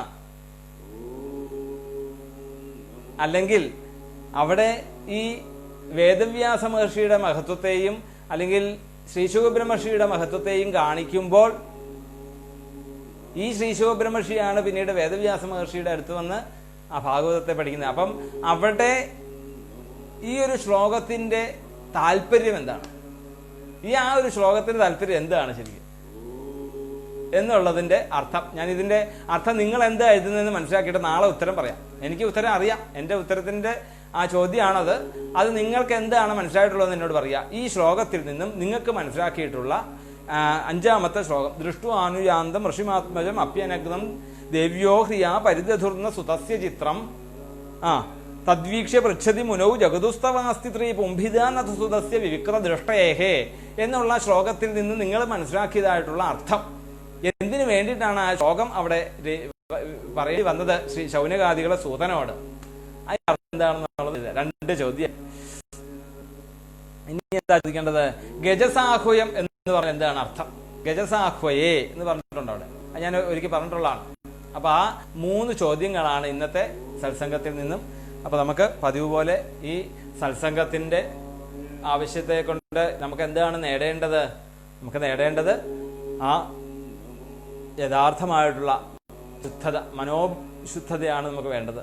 അതിനു വേണ്ടിയിട്ട് ശബ്ദ ബ്രഹ്മമായിട്ടുള്ള ഭാഗവതത്തിന്റെ ആ ദിവ്യനാമമായിട്ടുള്ള സത്യം പരം ധീമഹി എന്നുള്ളത് ആത്മാർത്ഥമായിട്ട് ഉള്ളിൽ തട്ടിക്കൊണ്ട് ഇനിയുള്ള കർമ്മങ്ങളിൽ മനസ്സുകൊണ്ടും വാക്കുകൊണ്ടും പ്രവൃത്തി കൊണ്ടും ചെയ്യുന്ന എല്ലാ കർമ്മങ്ങളിലും ഈ ശുദ്ധത എനിക്ക് കൈവരിക്കണേ ഭഗവാനേ എന്നുള്ളൊരു പ്രാർത്ഥനയോടുകൂടി ആ പ്രത്യക്ഷ സ്വരൂപമായിട്ടുള്ള ഭാഗവത സ്വരൂപിയെ നിരീക്ഷിച്ചുകൊണ്ട് എല്ലാവരും ഒരു 3 തവണ ആ ദിവ്യമന്ത്രത്തെ ജപിക്കുക. സത്യം പരം ധീമഹി, സത്യം പരം ധീമഹി, സത്യം പരം ധീമഹി. പൂർണ്ണമതഃ പൂർണ്ണമിദം പൂർണ്ണാത് പൂർണ്ണമുദച്യത്തെ പൂർണ്ണസ്യ പൂർണ്ണമാദായ പൂർണ്ണമേവാവശിഷ്യത്തെ. സ്വസ്തി പ്രജാഭ്യഃ പരിപാലയന്താം ന്യായേന മാർഗേണ മഹിം മഹീശാഃ. ഗോബ്രാഹ്മണേഭ്യഃ ശുഭമസ്തു നിത്യം. ലോകാഃ സമസ്താഃ സുഖിനോ ഭവന്തു. ലോകാഃ സമസ്താഃ സുഖിനോ ഭവന്തു. ലോകാഃ സമസ്താഃ സുഖിനോ ഭവന്തു. സർവേ ഭവന്തു സുഖിനഃ. സർവേ സന്തു നിരാമയാഃ. സർവേ ഭദ്രാണി പശ്യന്തു. മാ കശ്ചിത് ദുഃഖഭാഗ് ഭവേത്. കായേന വാചാ മനസേന്ദ്രിയൈർവാ ബുദ്ധ്യാത്മനാ വാ പ്രകൃതേ സ്വഭാവാൽ കരോമി യദ്യത് സകലം പരസ്മൈ നാരായണായേതി സമർപ്പയാമി. ഗോവിന്ദനാമ സങ്കീർത്തനം. ഗോവിന്ദ ഗോവിന്ദ.